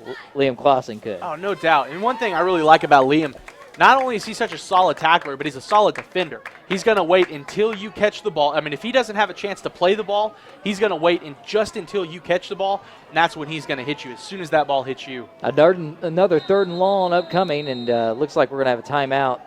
Coach Chauvinek had an extra guy on the field, so he burns a timeout here. We'll keep it here. 3rd and 8 upcoming. And Perry looking for the 4th straight defensive possession where Newkirk doesn't even get a first down. 2 interceptions on their first 2 possessions, a 3 and out on their second possession. And Perry, after that, scores on a 52-yard bomb, a 9-yard Clausen run, and a 37-yard catch from Santoy Rose. So Newkirk comes back on the field. 3rd and 8 upcoming. Perry going to be in that 4-man front, looking to get some pressure on the quarterback for sure. Blaze Herliner trying to get guys set at linebacker. Austin Reyes there on the left outside. Jansen Hartwig on the right outside. It's Clausen, Rhodes, Wilson, and Dale all in the secondary. Lined up all across the 40-yard line right there near the first down marker. Tight end to the right. 2 receivers left, 1 to the right. Case takes the snap, throws it, and he shows a little bubble screen. Miller can't make the catch. He ran without the football, and it's going to be a 4th down and 8 now after the incomplete pass. They had the right ideas. Perry had defenders back, and Miller would have had a chance at the first down, but you got to run with the ball in your hands in this game. And Jordan Miller ran before he got the ball. So we'll see if Coach Chauvinek will go for it. I think he's going to.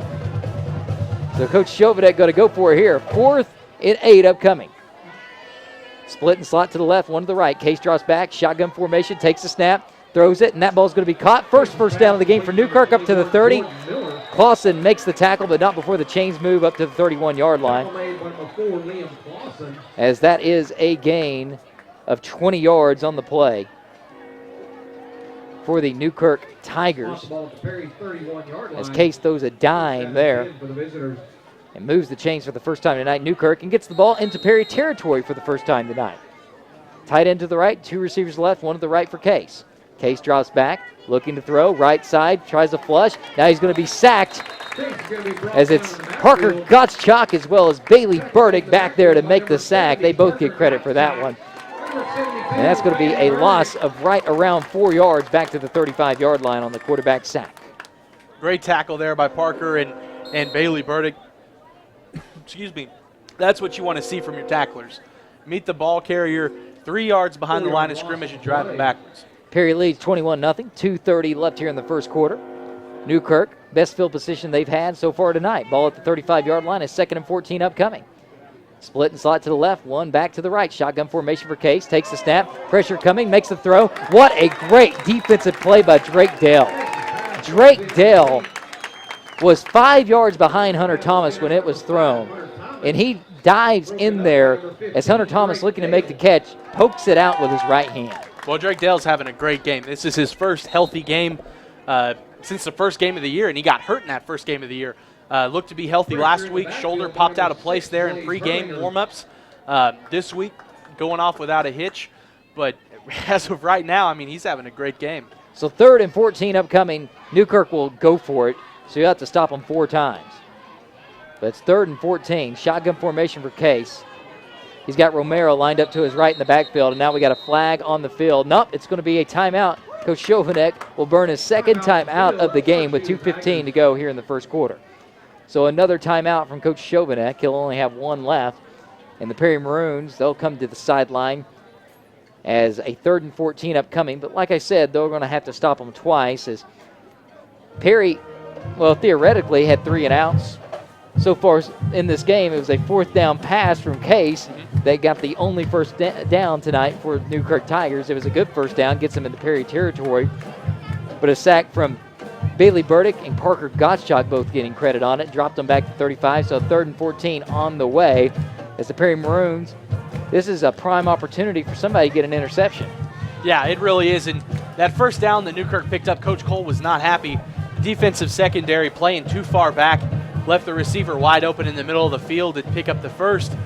You're probably not going to see that here on this play. 3rd and 14, shotgun formation, split and slot to the left, one receiver to the right. Tight end to the right as well. You got to watch him. The tight end is Lake Wilhelm. The back in the backfield is A.J. Romero. His brother Daniel Romero split out alone to the right side. They fake it to him. Now they're going to run a screen. Ball is tipped up, and Sam Chambers comes down with the interception at the 40-yard line. That is the second time this year Sam Chambers has intercepted a screen pass. So Sam Chambers says, hey, Perry secondary, you got 3 interceptions. Well, guess what? Me at defensive end, I got 2 all alone. Sam Chambers, big interception there. Tipped up into the air by number 500 Thomas, who was going for it. Sam watched the ball the entire way to the ground. Huge interception there. So Sam Chambers, second interception of the year from the defensive end. He has got a knack for those screen passes. So trips out to the right side for Padilla, sends Clausen in motion. 4-man front. They're going to drop everybody back in cover. So Dawson Padilla has plenty of time. Steps up, bombs it to Santoy Rhodes out of the slot. Santoy Rhodes goes up and makes the catch, backpedaling down to the 15-yard line. They'll mark him down at the 14, but there is a flag down on the field in the backfield, and it's going to be holding against the Perry Maroons. So holding against the Perry Maroons will bring it back. Flag on the play. As there is one of those pesky little yellow devils setting at the 32-yard line. Holding the call brings the Perry Maroons back, so Illegal block in the back. that stinks. Actually, illegal block at the back, and I am. Usually that's a rare call for linemen. Yeah. Rare call for linemen. Usually it's a hold, and it was in the backfield, so I thought it was a hold, but they're going to call block in the back. So the flag at the 32, and that backs them up to the 30, so a 10-yard loss on the penalty.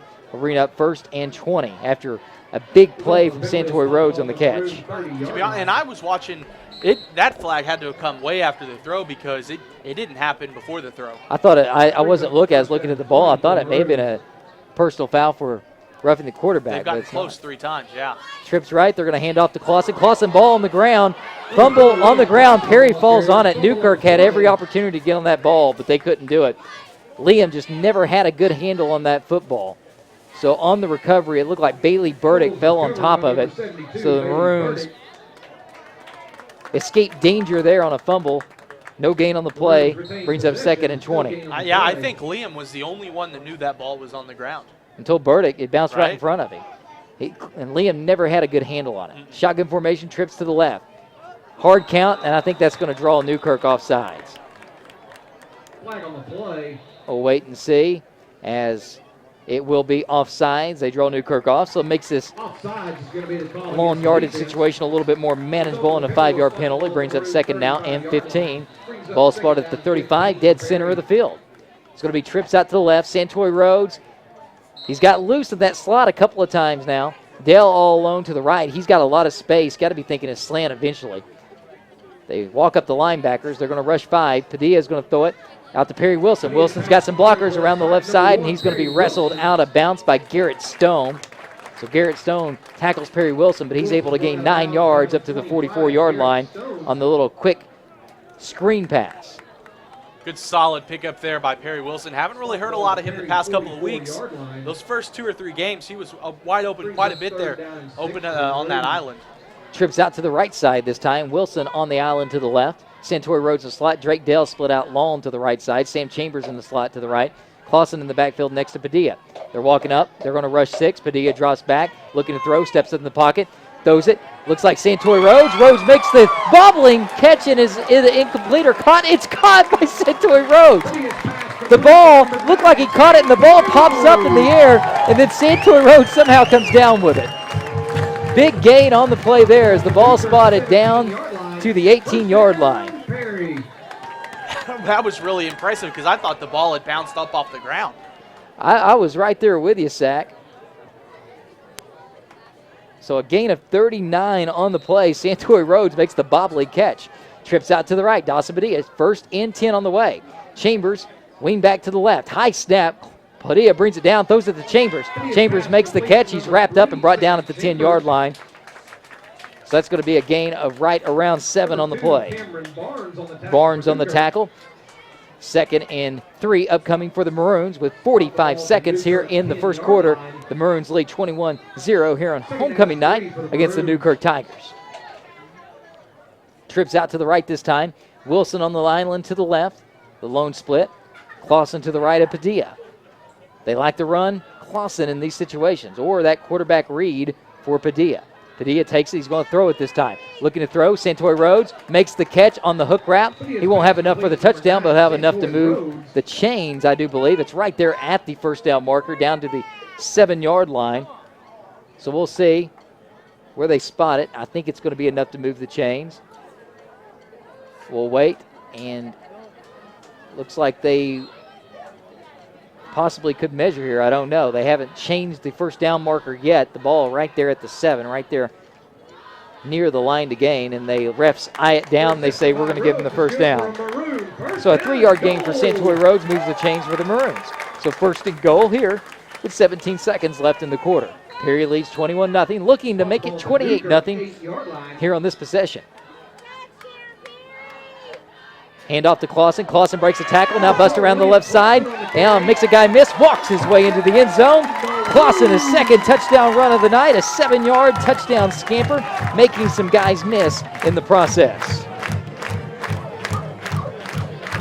Great run there by Liam Clausen. And you can tell that defensive lineman did a little bit of homework. And he was kind of bracing himself to for Liam Clausen to lower his shoulder. Liam kind of side-skirted him a little bit and just kind of waltzed into the end zone. You know, Liam Clausen, for a guy that's 5'9" and 175, not big, he likes to hit people as much as I've ever seen. And the kick is up and good from Dawson Padilla. He's 4-0 tonight. 4 for 4, I should say, on extra points. And the Perry Maroons in the first quarter, 4 possessions, 4 touchdowns. 2 touchdown strikes for Padilla, 1 to Dell, 1 to Santoy Rhodes, and 2 touchdown runs for Liam Clausen. And Liam Clausen now on the year, he has himself 5 touchdown runs this year. Banking, it's made easy with First Bank and Trust Company. Their mobile banking with the mobile deposit feature makes your banking a breeze while also keeping your information secure. See how easy banking can be. Check out First Bank and Trust Company, 401 North 7th in Perry. 5 seconds left here in the first quarter. Perry 28-0. They have the lead on their homecoming night against the Newkirk Tigers.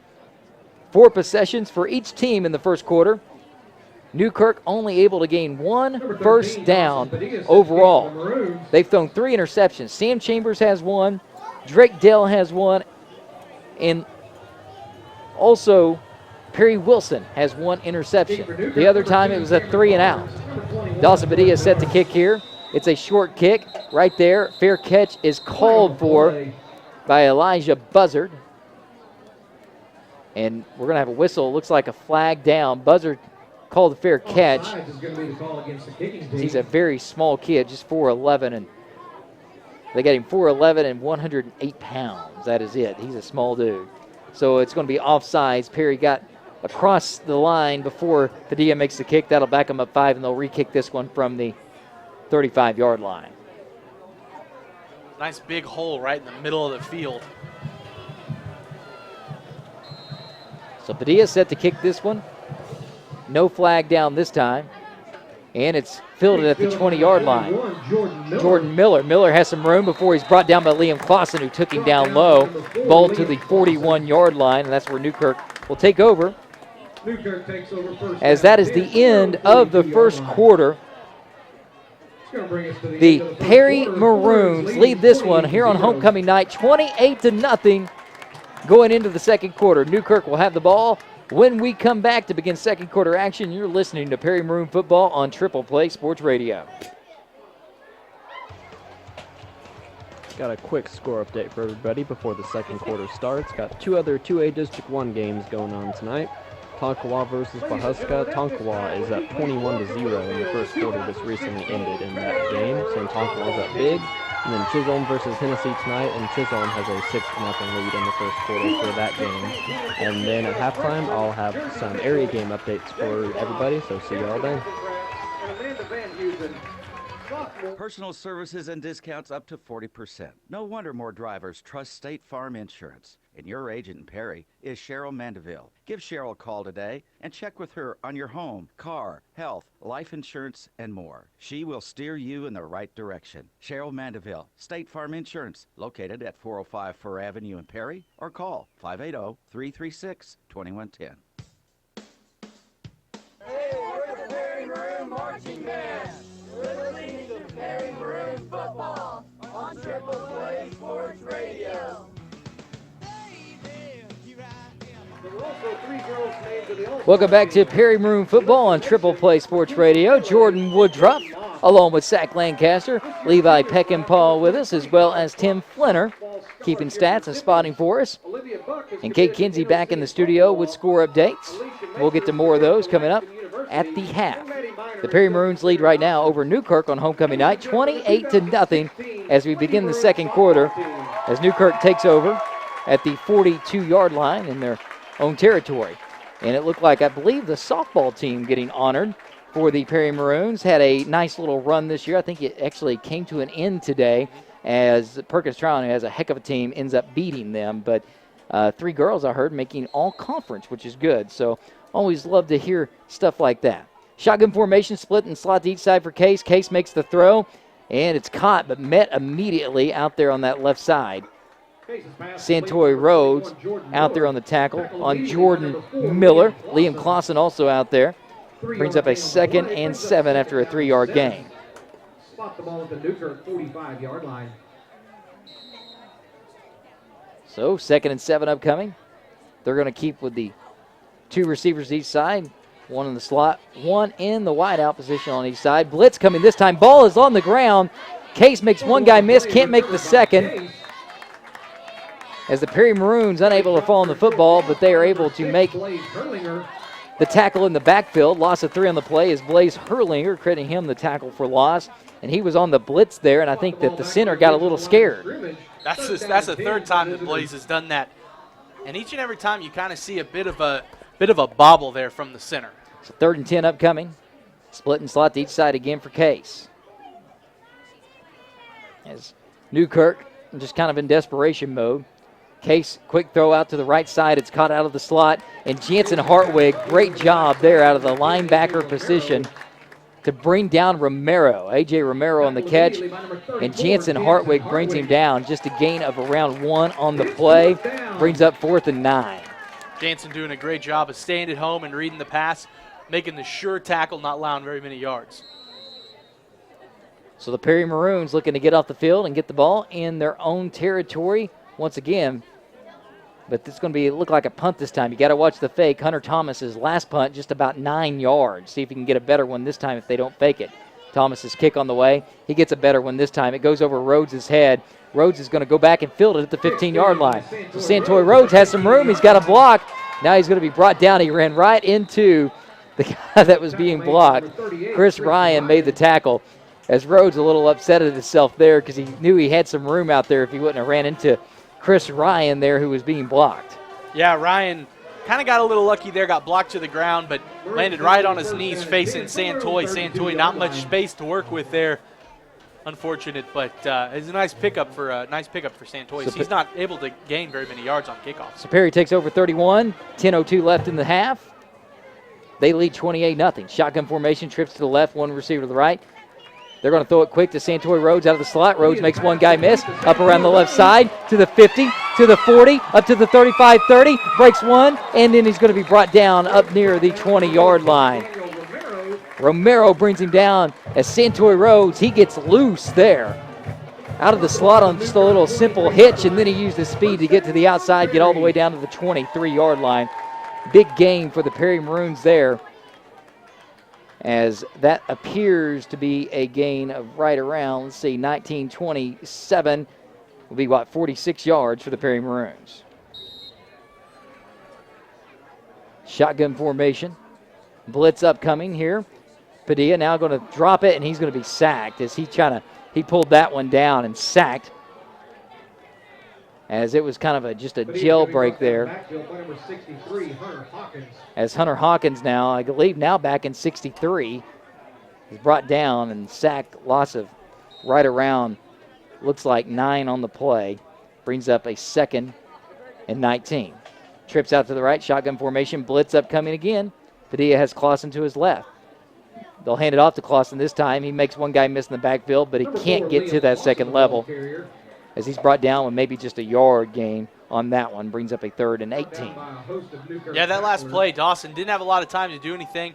The receivers didn't have a lot of time. They were still being covered, and that's why Dawson brought that down instead of just throwing one up, possibly getting it intercepted like he would have last year.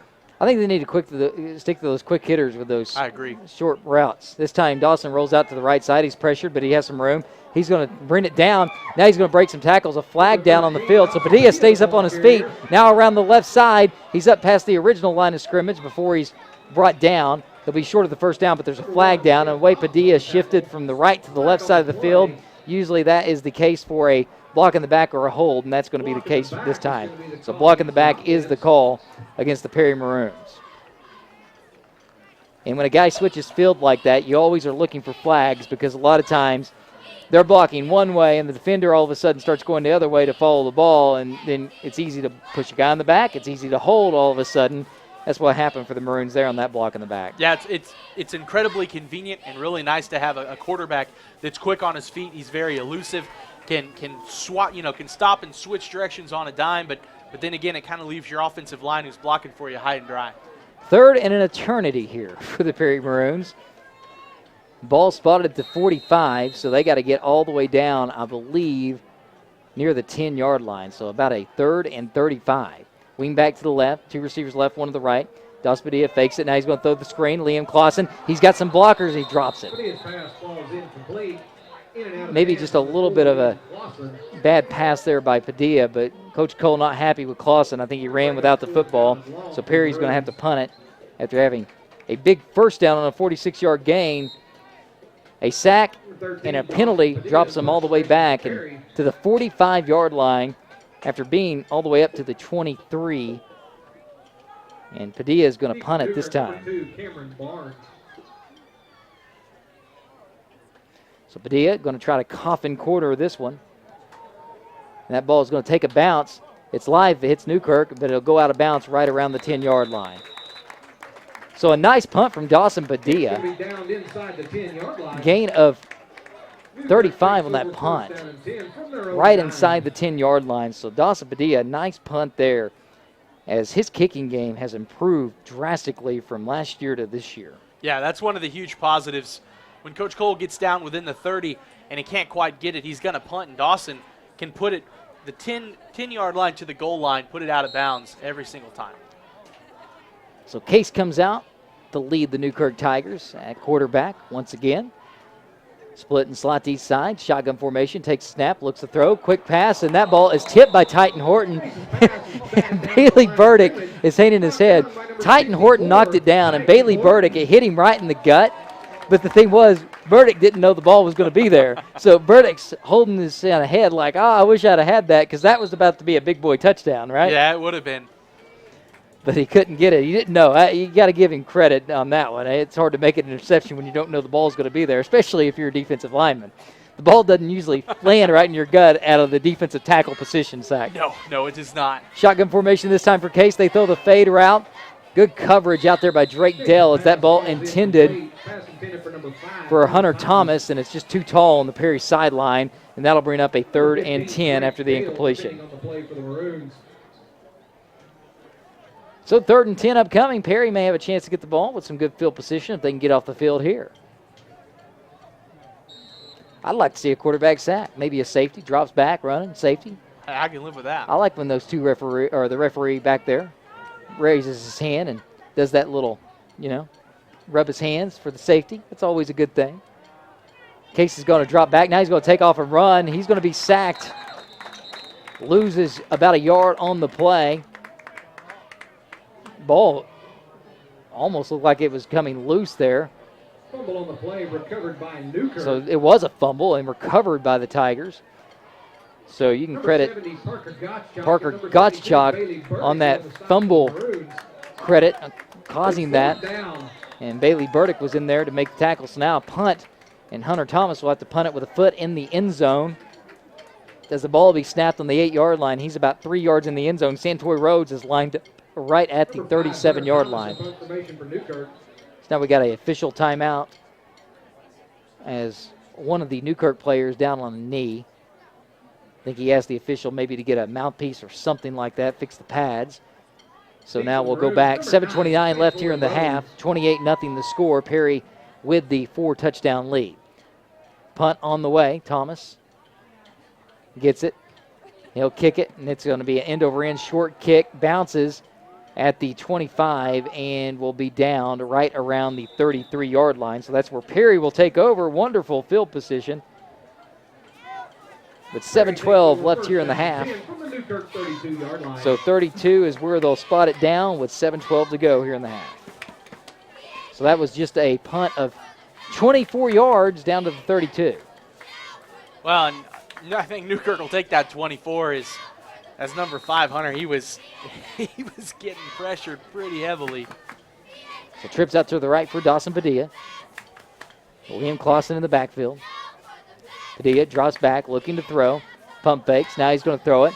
He's able to hit Drake Dale. Drake Dale now up the sideline, down to the 20-yard line. Nice run by Drake Dale. He'll have enough to move the chains on a 12-yard gain as Drake Dale showing a little burst of speed to go up the sideline, get the first down. Flag on the play. Flag down, though. We'll see what the call is. It's in the backfield. Personal foul. Roughing the passer is the call against the defense. So that is a 15-yard penalty. So Drake Dale's catch won't count if you do that, but still, you get more yardage. So personal foul, roughing the passer is the call.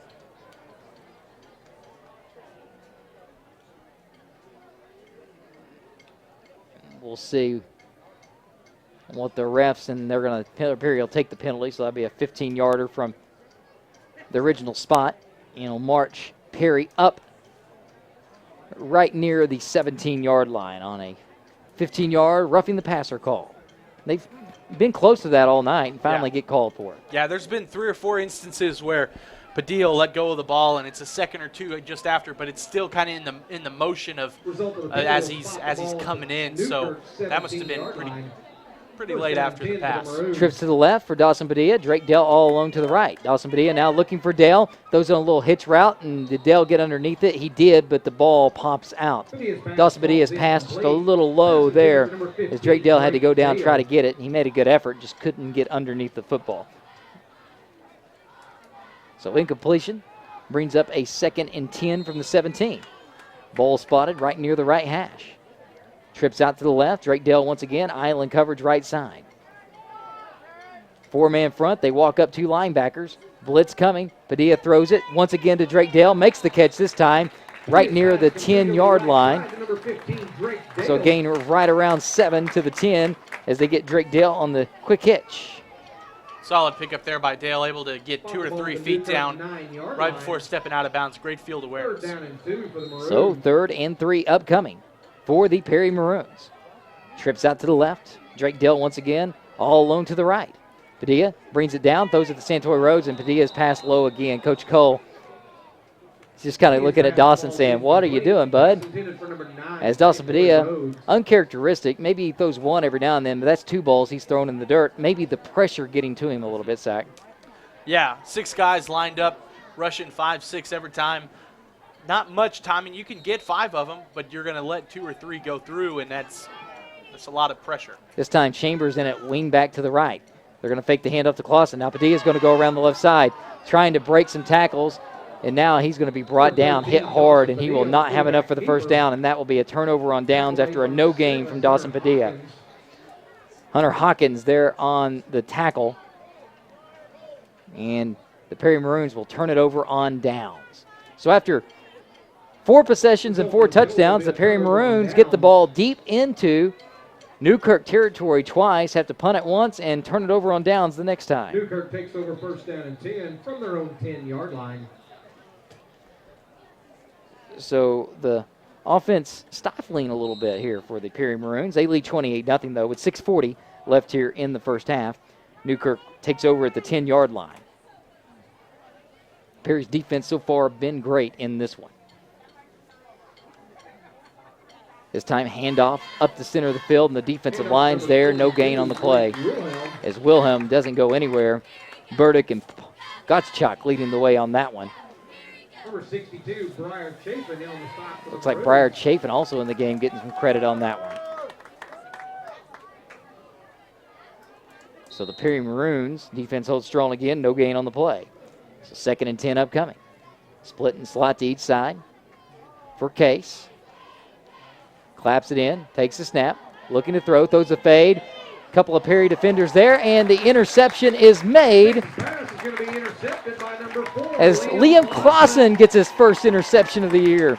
He said, if you're going to have an interception party, I want my invite. And he just got it, and he makes it count as he crashes into the party with his interception. Well, and Case was nowhere near completing that pass. He just kind of lobbed it up, missed his receiver by 5 yards. So Perry takes over at the 25-yard line in Newkirk territory with 6:02 left here in the half. They lead 28-0. But the last 2 drives have stalled for the Perry Maroons. And this time, we'll have a timeout as Coach Cole, he wants to talk it over. And there's been no score so far here in this second quarter. We'll take a timeout as well. You're listening to Perry Maroon football, 28-0 the score. Perry with the lead in the ball, 1st and 10 from the 25 in Newkirk territory. Coming up when we come back here on Triple Play Sports Radio. To our neighbors and friends, we come to you today to let you know what's on our heart. Because you're the reason this is so much more meaningful. Well, and that's 2 bailouts because I'm with you. I think Drake Dale had that ball, and he took 3 or 4 steps before the ball got knocked out. 3rd down and 10, and then here comes that late flag. So that moves the chains. I believe it's going to be 1st and goal. It will be right at the 10-yard line for the Perry Maroons. So split and slot to each side. Dawson Padilla, he's getting pressured every time he throws the football. This time he rolls out to the right, looking to throw, throws it wide open, and that is Drake Dale who makes the catch. Touchdown. We got a flag right around the 13-yard line, though. So flag, though, down, holding against the Perry Maroons. So that's going to wipe it off the board. So holding the call against the Maroons, so that'll back them up 10 and wipe off the Drake Dale touchdown catch. As this game stalled after Perry gets off to a quick 4-possession lead in the first quarter. The second quarter, penalties and much more have really slowed this game down. So now it's a 1st and goal from the 20-yard line. Ball on the left hash. Yeah, Coach Cole having a quick talk with the referee there. I didn't see it. It was really quick, so it must have been something that they saw that not a lot of people else did. So 1st and goal now from the 20 after the 10-yard holding call. Wipes off a touchdown pass to Drake Dale from Dawson Padilla. So split and slot to each side. I still think those short routes are there. Padilla will step up. He's going to have to take a hit, though, because Newkirk is bringing the pressure. They do it once again, bring 6. This time Padilla flush around left side and he's brought down on the sack. So Dawson Padilla brought down on the sack. So Hunter Hawkins on the sack, and Coach Cole's going to call a timeout. As he wants to talk it over, he's not happy. And when they're bringing 6 guys like that, and he's telling his linemen, there's just more guys, I think he's going to have to either put Sam Chambers at the wing or leave Liam Clausen in the block, or you got to throw really quick passes in the slants or the hitches or out in the flare from the backs. I really think if he puts Sam Chambers in at the wing, you can slip him out right there behind that linebacker crew that's blitzing and get something going. Yeah, you know, they're putting six in the box at least, maybe sneaking in a corner. One of the problems is you look at your offensive line, and they're doing a good job. The 5 up front, they're containing their guys. But you have that extra 1 to 2 guys that are kind of just pushing the pile, which are allowing 2 to 3 to get through. And by that time, Dawson just doesn't have any time. He's scrambling for his life. I know it's against Perry's philosophy, but this is a time where if you had some big sets where maybe 2 wing backs in just one split and just kind of run it at them, run some sweeps on the outside because you have a lot more speed than them. Well, you look at what Drake Dell's been able to do tonight. You look at what Santoy's been able to do tonight, Sam Chambers. There's really only been 2 to 3 receivers that, especially Drake Dell, has been the primary receiver. So I think you can afford to bring Sam in and run him right there, kind of a pistol formation, if you will, and have 2 backs. 2nd and goal from the 31 after a penalty and a sack. Shotgun formation, Padilla trips out to the right side. He drops back, being pressured once again, rolls around the right, and he's brought down again at the 40. So another sack. That time they lose 9 yards. It's going to be 3rd and goal from the 40-yard line. And Coach Cole has got to make the adjustment. He's got to get the ball out of Dawson Padilla's hands faster, or he's got to run the football. He's going to call another timeout this time. Actually, it's a injured player way down the field. Didn't even see that because my eyes never got that far on the sack, all the way down to the 5-yard line, an injured Newkirk Tiger, so not a timeout. So that will give Coach Cole some time, though, like a timeout, to talk some things over. As I'm looking, trying to get the injured Tigers number. I think it's Lake Wilhelm who's the injured Newkirk Tigers. So a holding penalty, 2 sacks, have backed the Perry Maroons up to the 40-yard line on a 3rd and goal. Wow. That's all you can say. You have to utilize those quick passes because they're up 28-0, and a lot of that has been executed on 30 or plus yards down the field through the air. That's not going to – those guys may be open all night long, but when Newkirk's rushing 6 and they're rushing 7, you're not going to have time to hit Drake Dell streaking down the middle of the field or Santoy across the middle. Well, once again, you got to keep maybe somebody in, see if they make the adjustment, maybe keep Clausen in as far as blocking is concerned because they're rushing 5 or 6 every time. So once again, 6 guys right there in the box. This time fake. Quick pass over to Drake Dell, and that ball is low, but Drake Dell makes the catch. He stayed up on his feet. Now lower his shoulder down to the 20-yard line. So gain of 20 there for Drake Dell. I didn't know he made the catch. I thought he was on his knee too, but he wasn't. He reaches down, kneels down, makes the catch, and able to make a 20-yard gain to the 20. So that's going to bring up a 4th and goal from the 20-yard line. So Padilla once again low on the throw, but Dell able to go down and get it that time. So this time you got to throw it up to the end zone. As Padilla will have to make a quick pass because they will probably bring pressure. They will. They rush 6. Padilla drops back. This time has plenty of time. Throws it left side, Santoy Rhodes, and it's back pylon throw, but it's out of the reach of Rhodes, so that's going to be a turnover on downs. Newkirk will take over with 4:31 left here in the 2nd quarter at the 21-yard line. McDonald's is the perfect stop before or after Friday Night Football. Really, it's a perfect place to stop anytime. Now you can get breakfast all day long with McDonald's. Just another way McDonald's is making your experience even better. McDonald's, I'm loving it. Visit your local McDonald's in Perry, Stillwater, and Perkins. So it's 1st and 10 for the Newkirk Tigers at the 21-yard line, and Perry's defense is held strong tonight as they have 4 interceptions on the night already in this first half, and then 2 3-and-outs. So Newkirk having trouble. Split and slot to each side for Case of Newkirk. Takes it, now he's going to run. He's going to be brought down in the backfield. A great initial push there by Briar Chafin to get in the backfield and make the tackle for a loss of 1. So Briar Chafin able to explode in the backfield and make the tackle. 1-yard loss on the play brings up. So a couple of younger guys are getting in. Noah Hinkle in. He's actually a senior, but usually it's Bailey and Parker in there, but he's got Hinkle and Briar Chafin in there at the defensive tackle positions. Connor Williams in at defensive end, along with Tanner Kime at the end. Shotgun formation. Case takes it, rolls around the right side, makes a throw. That's going to be intercepted. Jensen Hartwig. He's going the other way, down to the 11-yard line. So Perry with their 5th interception of the night. Jensen Hartwig getting the interception this time.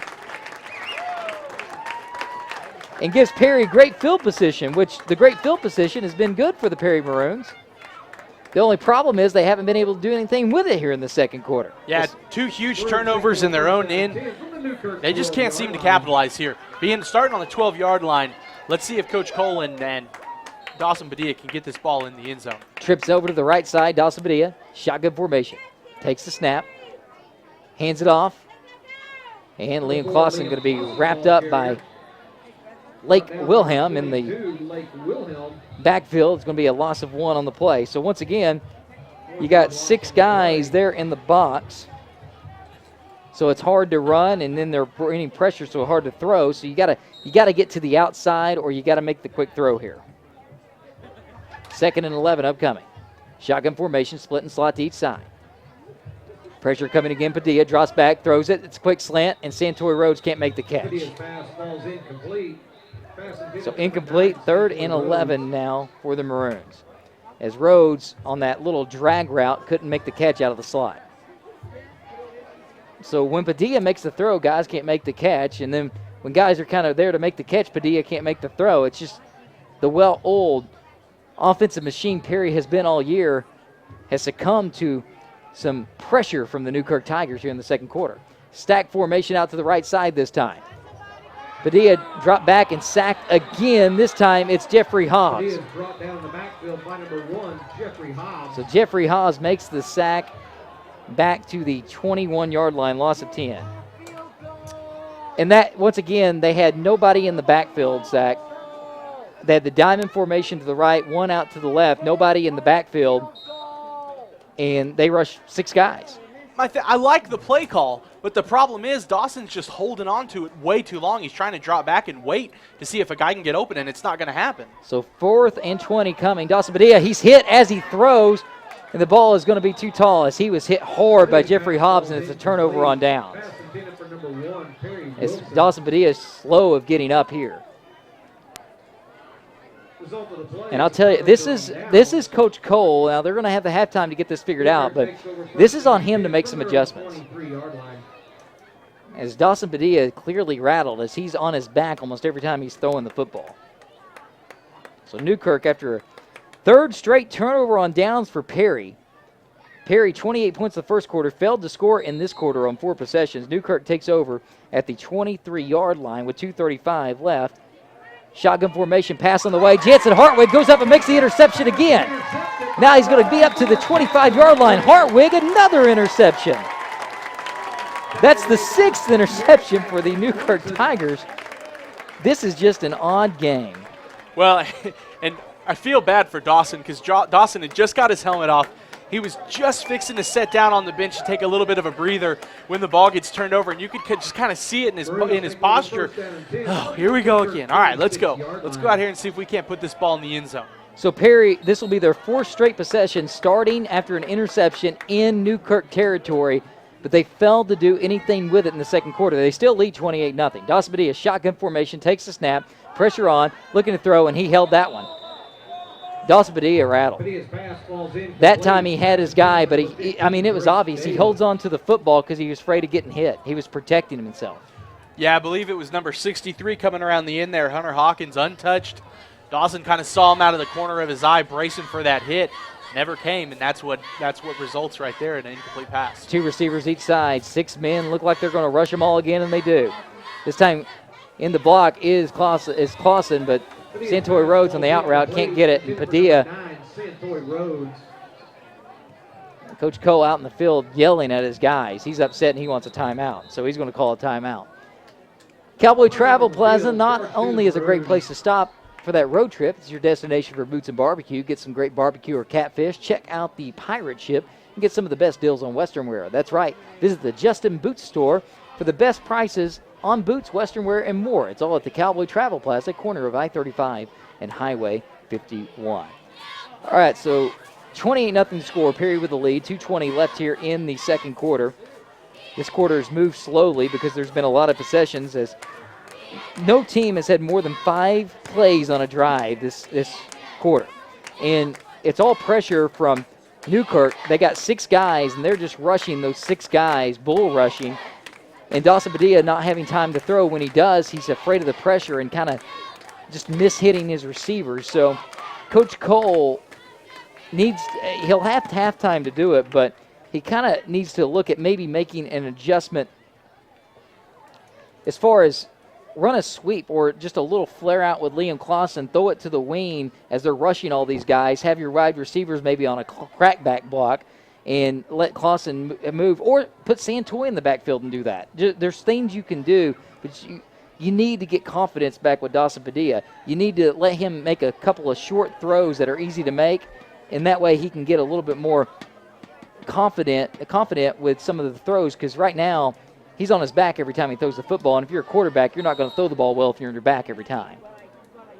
Shotgun formation, Padilla trips out to the left, one to the right. This time a screen coming. They get it to Clausen. Clausen has Brockles out in front. That to the 10-yard line, and he'll be down inside the 10 to the 9. There is the screen pass they needed. Clausen out of the backfield. A nice gain up to the 9-yard line. As Padilla able to hit Clausen on the quick pass all the way to the 9. A gain of 17 on the play. And the Maroons will have a first and goal from the 9. Trips out to the left for Padilla. Takes the snap, looking to throw. This time throws it. Santoy Rhodes goes up, and he's hit as he tries to make the catch, and it's incomplete. Good defense by the Newkirk Tigers. As it looked like Jeffrey Hobbs was there to break it up, as that was a nice defensive play on Santoy Rhodes. The ball was thrown high. So once again, Perry deep into Newkirk territory. Second and goal from the 9, but they've been unable to do anything with the ball in the second quarter deep in Newkirk territory. Trips out to the left. Padilla looking to throw. He'll throw it. Drake Dale makes the catch in the end zone. No flag this time. Touchdown, Perry Maroons. Give Dale a 9-yard touchdown grab, and the Perry Maroons desperately needed that after struggling here in the second quarter. Yeah, and I don't think that touchdown could have come soon enough. That was just what the Perry offense needed, especially Dawson. In situations like this where Newkirk's rushing 6 or 7, this is where you kind of wish your offense had an option play. You're right, yeah. So 1:56 to go. Padilla looking to make it 35-0. The extra point, that one good and through the uprights. So the first score of the second quarter makes the score 35-0. Perry with the lead over Newkirk. Custom Dental with Dr. Dewhurst. It's the place for a first-class dental experience. If you aren't a patient already, then visit and you'll wish that you were always a patient of Dr. Dewhurst. Start a relationship with Dr. Dewhurst and his staff today. Custom Dental, 1606 West Fur in Perry. 35-0 the score, 1:56 left here in the first half. After the half, we'll have a score update back in the studio with Cade Kinsey. The Perry Maroons struggling here in this second quarter, as 4 interceptions put them deep into Newkirk territory, but they're only able to get 1 score with all that. Newkirk just bull rushing 6 guys each time, more guys than Perry can block, and Dawson Padilla having fits, but gets a little confidence back. A screen pass to Liam Clausen, and then Drake Dale getting a 9-yard touchdown catch, gets Padilla's 3rd touchdown throw of the night, Dale's 2nd touchdown catch, and the Perry Maroons back on the board here in the second quarter.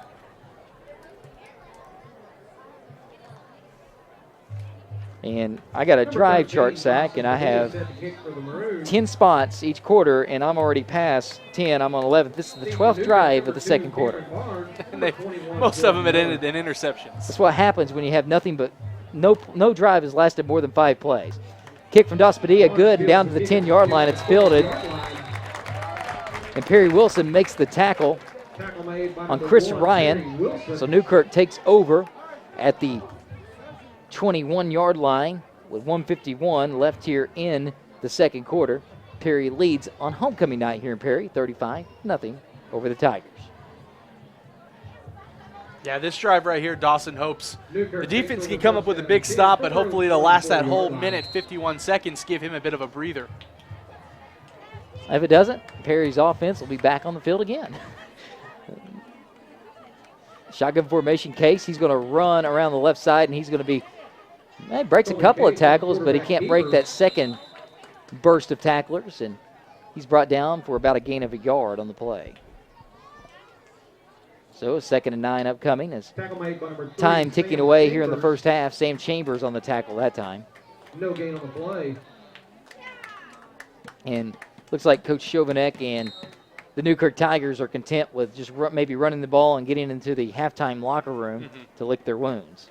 Perry has wounds of their own to lick. Coach Cole will not be happy about the second quarter offensive performance. Defense, though, has been looking great. This time a throw on the way, and Hunter Thomas can't catch the ball from Case on the slant. Drake Dell was there in coverage, tried to tip it away. I don't think he quite tipped it away, but it still was good coverage by Drake Dell. And the incomplete pass stops the clock with 1:11 to go in the half. Makes it 3rd and 9. So if they throw this one sack, Perry may have a chance to get the ball again. And Dawson Padilla, who is over by himself right near the 47-yard line. The way the defense has been playing, it's good, but interceptions. And Drake Dell goes up and gets another interception up to the 30, to the 20. He's flipped right near the 20-yard line. So Drake Dell, an interception, as Hunter Hawkins tackles him, but an interception, the 7th one of the night for the Newkirk Tigers, and we're just in the first half, folks. Well, if you're going to get the ball back, that's where you want it. You want to start right around the 20-yard line instead of the 40 or 50. This is unbelievable. I can't remember in my life of a game where a quarterback has thrown 7 interceptions in one half. This may be a first in football history, folks. 1:09 left to go, and Perry has the ball. The 18-yard line. Quick throw out to Santoy Rhodes in the slot. Makes a guy miss. Now a cut around the left side, and he'll be brought down after a gain of right around 4 yards. So Santoy Rhodes, a gain of 4, brings up 2nd and 6 with 45 seconds now left in the half. Well, and, you know, talking to Coach Cole earlier this week, last week the offense only allowed 1 sack, and he put that on Dawson. This week, it's a completely different story. Padilla trips out to the right side. 30 seconds to work here. 2nd and 6 upcoming. Padilla takes the snap. Rare zone coverage this time, and the ball thrown out to Santoy Rhodes and is tipped away. That was wonderful coverage by Jordan Miller to tip that one away, so a 3rd and 6 upcoming after the incompletion.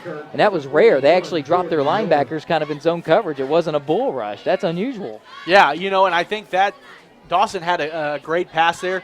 Santoy nearly came up with it, but that's just, like you said, great defense there by Jordan Miller. 3rd and 6 upcoming. Trips out to the right side. Dia takes the snap, fakes the handoff, throws it quick out to the left. Plenty of room out there to work. Got a flag down as Perry Wilson walks into the end zone, but there's flags down. And I think that was going to look like, Titan Horton out there out of the tackle spot got out there and hit either somebody in the back or held. So I think that's going to be the call. Illegal block in the back. So Horton hit somebody in the back. You didn't need that, so that'll wipe a touchdown away for the board. 2nd touchdown of the night wiped away by penalty for the Perry Maroons. So it'll be a 10-yard from the spot of the foul on the block in the back, and that'll leave it at 3rd down, 19 seconds to go in the half. So Perry can still get a 1st down. I think they still have a timeout in the pocket as well. And he'll back them up to the 20. Looks like right outside the 20-yard line. So 25 is where they spot it. So 3rd and 15 upcoming now for the Maroons. Trips out to the right. Dawson Padilla. He's got a little confidence on his throws now. They're letting him throw it quick.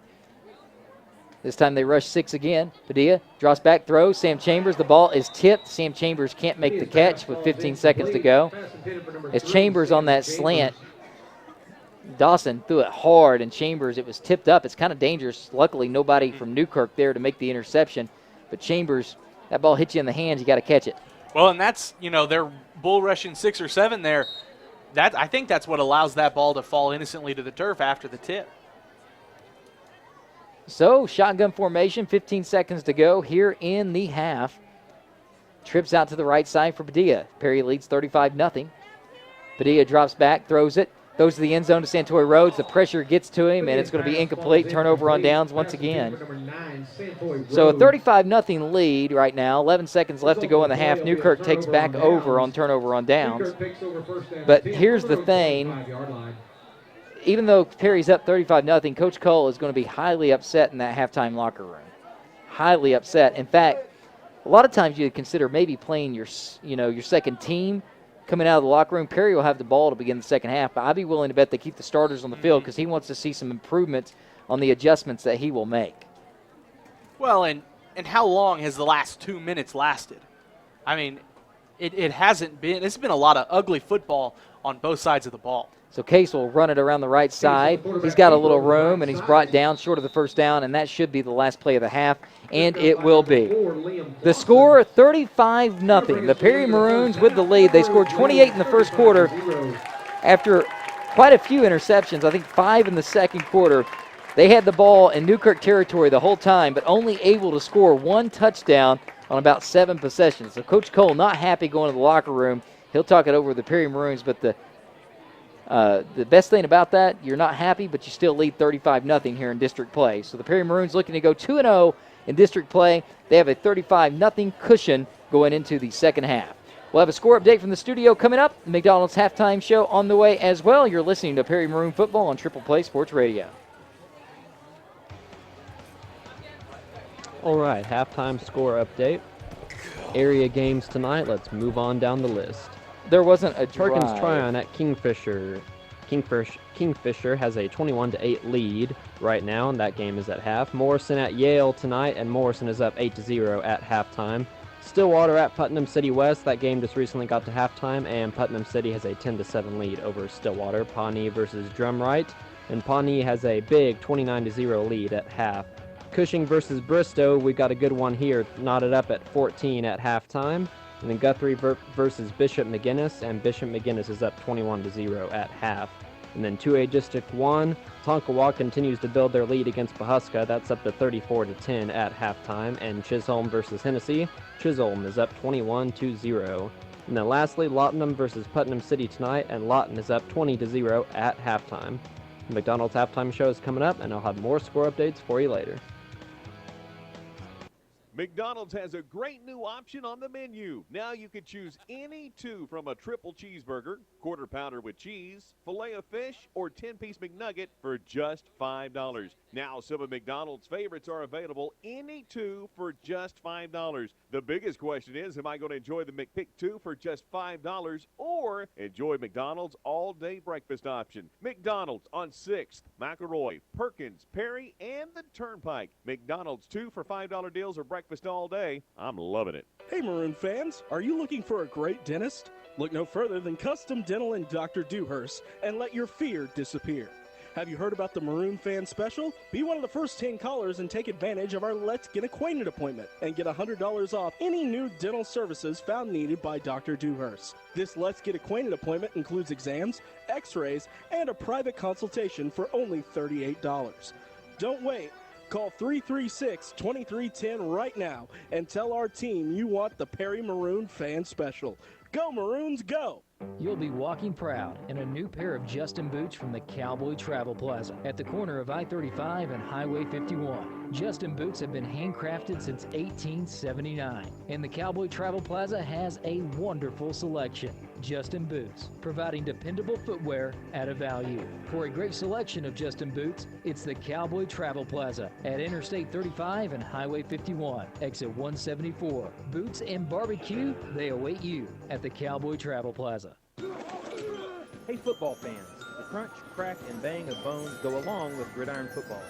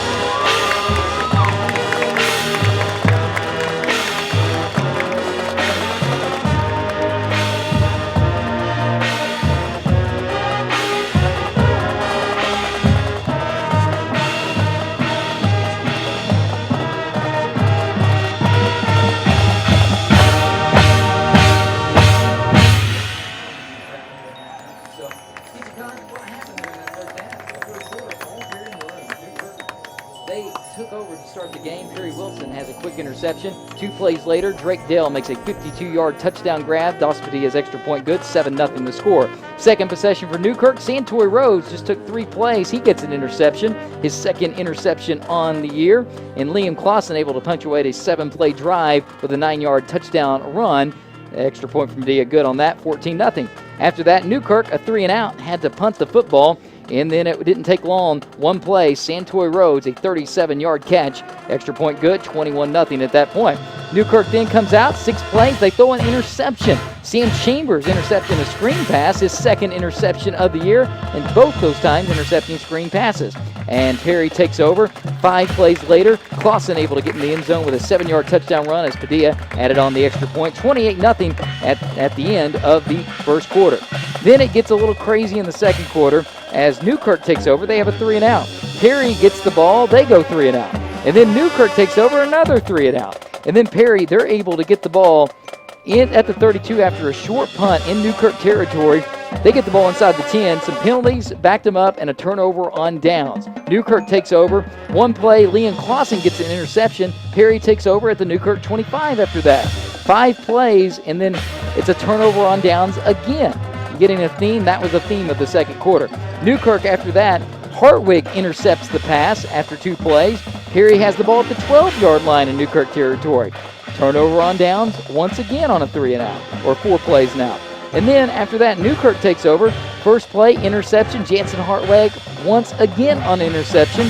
Perry takes it over, and they're able to score this time as Drake Dale makes a 9-yard touchdown grab, and Dawson Padilla's extra point was good, bringing the score 35-0. After that, Newkirk, they took over. 3 plays. Drake Dale gets an interception. Perry has the ball at the 18 with a minute 4 to work. 3 plays, and they turn it over on downs. Newkirk runs out the clock after that on the final possession of the first half. But the score 35-0, but Coach Kolsak certainly has a lot of things that he's not going to be happy about, specifically that second quarter and the offensive production and lack thereof of production they had in that second quarter. Coach Cole's going to have plenty to talk about with his offense. Yeah, and it starts with the offensive line. There's a few sacks that you can put on Dawson, taking too much time, rushing things. You can blame him on a lot of the low throws, but I don't even think you can blame him on the low throws because the offensive line, they're getting bum rush 6-7 guys at a time. They're not picking up their blocks. They're allowing sacks, probably close to 15 sacks. I don't know the actual number, but it hasn't been good. A bum rush is a good thing to call it because Dawson Padilla has been on his bum, as they say, a lot of that second quarter because he, the back of that jersey for a quarterback is not supposed to touch the ground. And it has touched the ground way too many times for Coach Cole and his staff, and I'm sure they'll be addressing that right now in the halftime locker room. But once again, the score 35-0. It's the McDonald's halftime show. The Perry Band out in the field, and we're about 15 minutes away from the second half kick. Perry will have the ball to begin that second half. Coming up, we have our Perry Maroon halftime profiler, and we're going to feature this week Liam Clausen. That is on the way. 35-0 the score here at homecoming on Daniels Field. The Perry Maroons lead the Newkirk Tigers 35-0. We're back after this with the McDonald's halftime show and Perry Maroon football on Triple Play Sports Radio.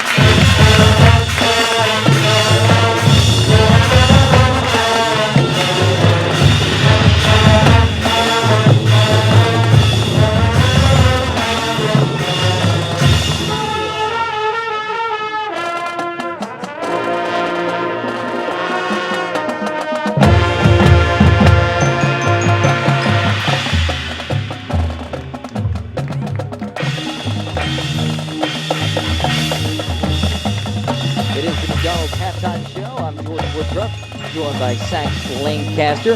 The score 35-0 here on homecoming night in Perry. The Perry Maroons lead the Newkirk Tigers. First quarter, 28 points. Second quarter, not so good. So Coach Cole, even though with a 35-0 lead, he has plenty to talk about with the Perry Maroons inside that halftime locker room. The band currently on the field doing a great job. It's an award-winning band, too, by the way, here in high school. And they are doing a wonderful job out there on the field, entertaining the halftime crowd. And we're going to entertain you right here on the radio dial right now because it's time for our Perry Maroon Profiler. It's brought to you each week by Stillwater Medical Center. And this week, Sac Lancaster had a chance to sit down with Liam Clausen, the bruiser. He may not be the most athletic, he may not be the biggest guy, but one thing about Liam Clausen, he gives it his all, and he loves to hit people. And Sac talked to him about that and much more. Here's our Perry Maroon Profiler on Triple Play Sports Radio. Sac Lancaster here with senior running back Liam Clausen. Liam, you've been a bit of an unsung hero so far in the season. You know, you got all the attention on Dawson and Santoy having such a great year. Do you put any emphasis on that, or is it you just go out there and play your game? Yeah, they're top 2 in the nation right now with their stuff, and I'm not going to say I'm not doing what I can, but I mean, I'm working hard, I'm doing what I got to do. College will see me if they want to. Bit of a knack for lowering your shoulder and dropping the boom on defenders when running the ball, bringing some energy back into the offense. Is that something that you try to do, or it's just how you run the ball? Well, last year Coach always told me to make a move, so I've been trying to do that a little bit, but I'd rather hit them than juke them out. Last year you had to play a little bit of quarterback. Was that something that you wanted to do, or you were just kind of thrust into the role playing a little bit of a wildcat formation? Oh, God, no, I did not want to do that. I hated it. It was I just got to do what I could for my team. Dawson hurt, no backup, so stepped up, did what I had to do. Didn't come out with a win, but it's all right. You guys have had a great start to the year. What's beating Tonkawa, getting that first district win, mean to you guys? Compared to last year, that got us up pretty good. But other than that, we need to stay humble and move on to the next game one by one. What are some of your special talents, if any, that are outside of football? Play the guitar, sing in church choir? I played a lot of golf this summer. I'm going to play this year in the golf team for the school, but other than that, nothing. Oh, cool. What's your favorite course to play? Perry. Or Perkins. Yeah, Perkins is a nice course. Yeah, it is. It's a lot of fun to play. What are some of your pregame rituals? You do anything in particular that you do to get hyped? Stay quiet, probably. That's actually what the majority of all the guys have been saying. I don't like getting freaking out and jumping around and stuff. It's just not me. Do you have a go-to album that you listen to before the games? Probably rap. Yeah. Kevin Gates. Yeah. What's your favorite song? It'd have to go to Drake for that one. Legend. Of all the guys, who has the best pregame ritual? I wouldn't say anyone has a really big ritual, but to get us going, probably have to go to Austin Reyes. Without him, I don't think halftime, the speeches he gives us at halftime, I don't think we could have came out with wins without those speeches. Yeah, and you can see it in the games, and you can see it in practice. He's really probably the vocal leader of the team. Yeah, for sure. I try to step up, but it's just not my role whenever he's here. Which one of your coaches is your favorite to play for? I'm not going to say I have a favorite, but lately me and Coach Robbins have been getting hyped up after conditioning every day, playing a little catch after practice, doing what we can, get better. Getting into district play, who's been your favorite team to play throughout your high school career? You have to go down to Fairview.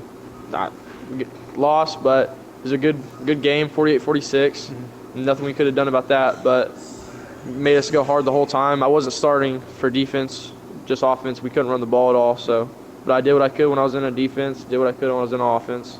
But other than that, had to go down, hands down, Fairview. Favorite place to play? Definitely hands down Perry. Our crowd has been pretty crazy this year. Mm-hmm. Throwing a shout out to the crowd in the student section. Without them, I don't think we could have got this hype. Who's been your biggest inspiration throughout your playing career? First, we'll go any athlete that you try to mimic your game after, and then we'll go personal, like outside of football. Josh Norman. He talks a lot of crap. I like it, but he can prove it sometimes. Mm-hmm. But against Odell, I don't know about that. Yeah, that was an interesting game that Odell had the other day. Pick him up. Yeah.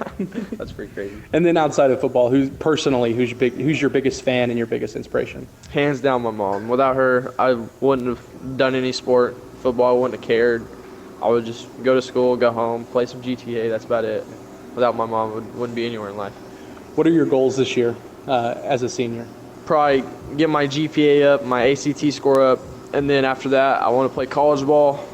Go to school for radiology tech, and then I'm enlisting in the National Guard. There you go. Any particular school you want to go to and play, or is it just whoever wants you?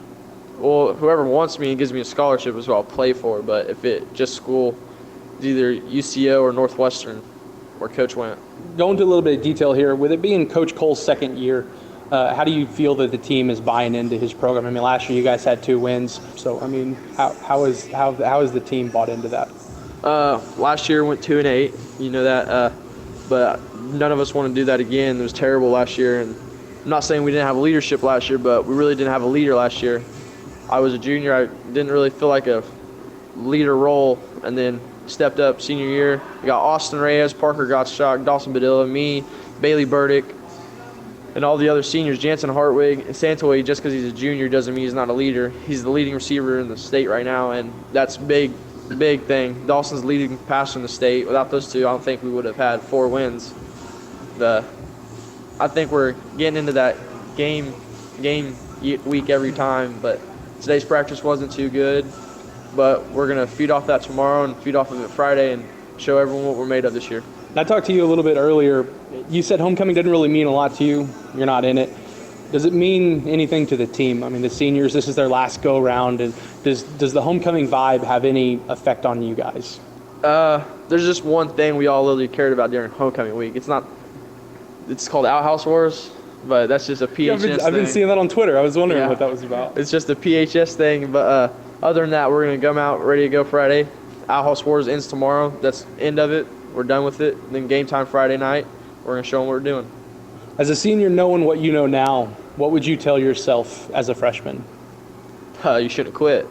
I quit my freshman year. It was a bad decision. You should have kept your grades up. That's a big one. No,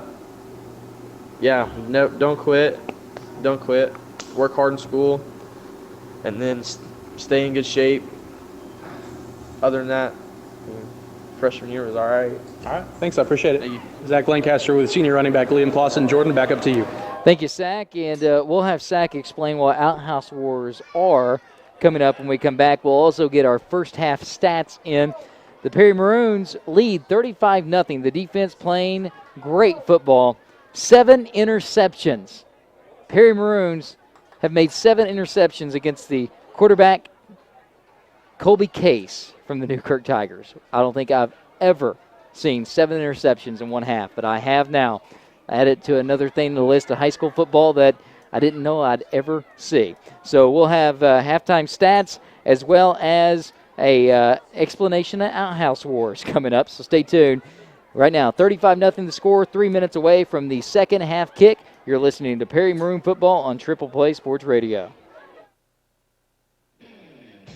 The second half kick is on the way. Stay tuned for second half action on Triple Play Sports Radio. McDonald's is serving breakfast all day. Those great tasting breakfast items you love at 7 in the morning are now available at 7 at night as well. Egg McMuffins, fruit and yogurt parfait, oatmeal, hot cakes, and of course hash browns. Available when you want it at McDonald's. 2 locations in Stillwater, also available in Perkins, Perry, and the Turnpike location. McDonald's. I'm loving it. Personal services and discounts up to 40%. No wonder more drivers trust State Farm Insurance. And your agent in Perry is Cheryl Mandeville. Give Cheryl a call today and check with her on your home, car, health, life insurance, and more. She will steer you in the right direction. Cheryl Mandeville, State Farm Insurance, located at 405 Fur Avenue in Perry, or call 580-336-2110. We're the Perry High School cheerleaders. You're listening to Perry Maroon Football on Triple Play Sports Radio.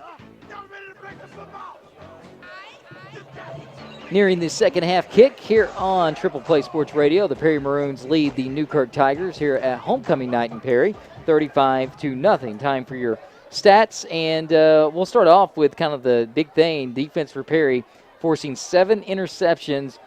Colby Case throwing 7 INTs there in that first half. Jansen Hartwig, he had 2 of those. Drake Dell had 1. Liam Clausen had 1. Sam Chambers intercepted a screen pass. Santoy Rhodes and Perry Wilson also had an interception. And for Jansen Hartwig, Zach, he makes 2 interceptions and has a solo there during the halftime show, right? Yeah, I didn't even know it was him.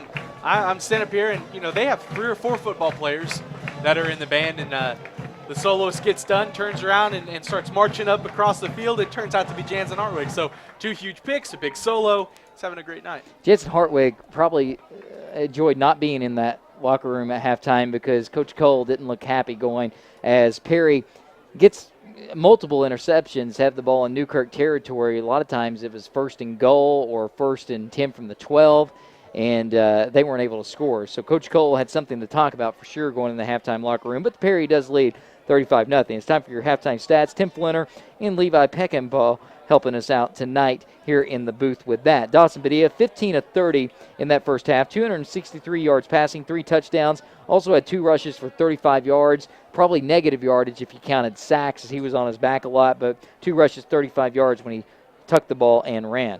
All right, you also have Santoy Rhodes, 5 receptions, 130 yards. He has 1 interception as well, also 1 touchdown here tonight as he had a 37-yard touchdown grab. And then Drake Dell, 4 receptions, 88 yards, 2 touchdowns. He also has an interception on the defensive side of the ball. So that's your stats for the Perry Maroons there after the first half. Really not a lot of stats to get to on the Newkirk side of things. When you throw 7 interceptions, that's the one stat and the only stat you need to talk about. But Perry will have the ball to begin the second half, and they look like they just got an earful from Coach Cole. They're not showing a lot of energy, kind of a focus out there. 35-0. You want to get ready for Hennessy next week, but at the same time, I look for Perry for a couple of possessions, maybe to keep in the starters to see how they respond after having a really bad second quarter. Yeah, it wasn't good, and there's a lot of faults. Dawson had a couple of missteps, a couple of bad throws. The offensive line, as we said earlier, getting bum rush. Dawson getting sacked quite a few times. And that's one of the issues. One of their big things this year has been those slant passes, the quick passes across the middle. And it didn't seem to be like they're wanting to use that tonight.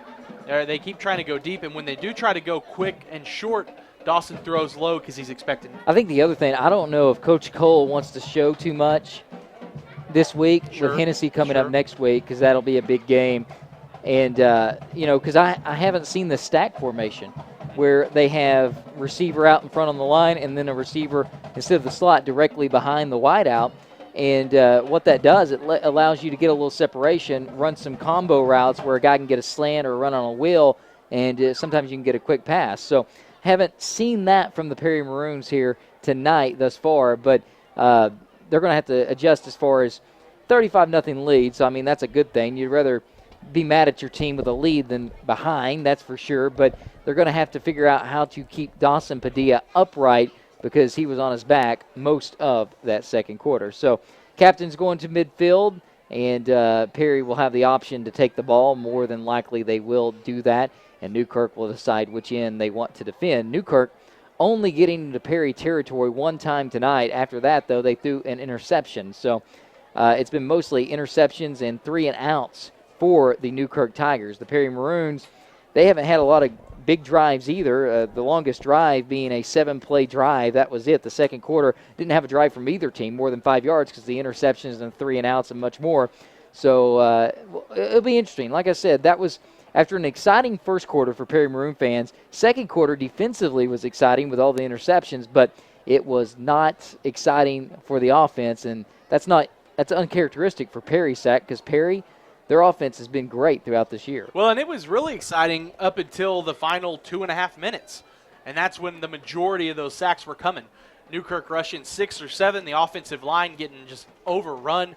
Liam Clausen, a lot of those plays, they kind of sent him in motion to the outside. Dawson just outmanned, and that's one thing that you really have to work on. You want to keep throwing the ball because you don't want to show the weakness, but I would expect Coach Cole to send out quite a few run plays to start this second half. So Newkirk will kick off to begin the second half. The Perry Maroons will be marching from the south to the north, right to left as we look at it from here in the booth here at Daniels Field. And if you're Perry, you got to watch out because Newkirk probably, they may try a little onside kick here, so you got to be aware up there. And the guys kind of right there in the center, Connor Williams and Blaze Hurliner. Connor Williams, who had the nice catch on the fake punt last week, I think he got in. They called him short, but Padilla was able to run it in after that and get the touchdown.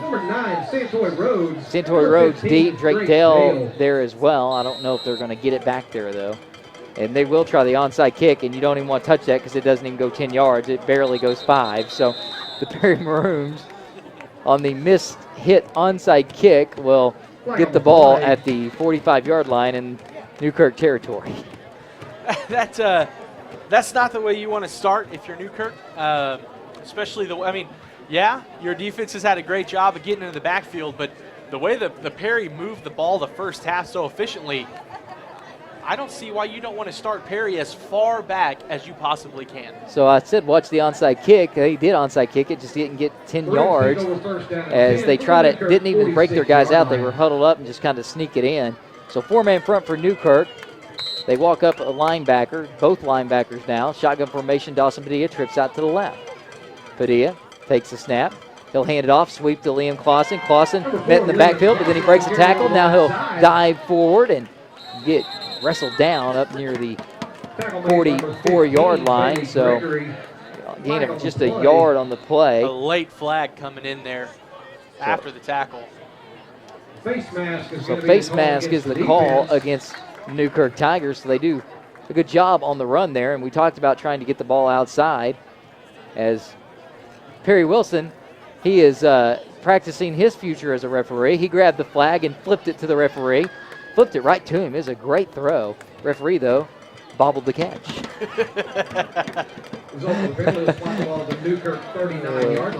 All right, so 5-yard face mask on the incidental face mask makes it 1st and 4 from right around the 39-yard line.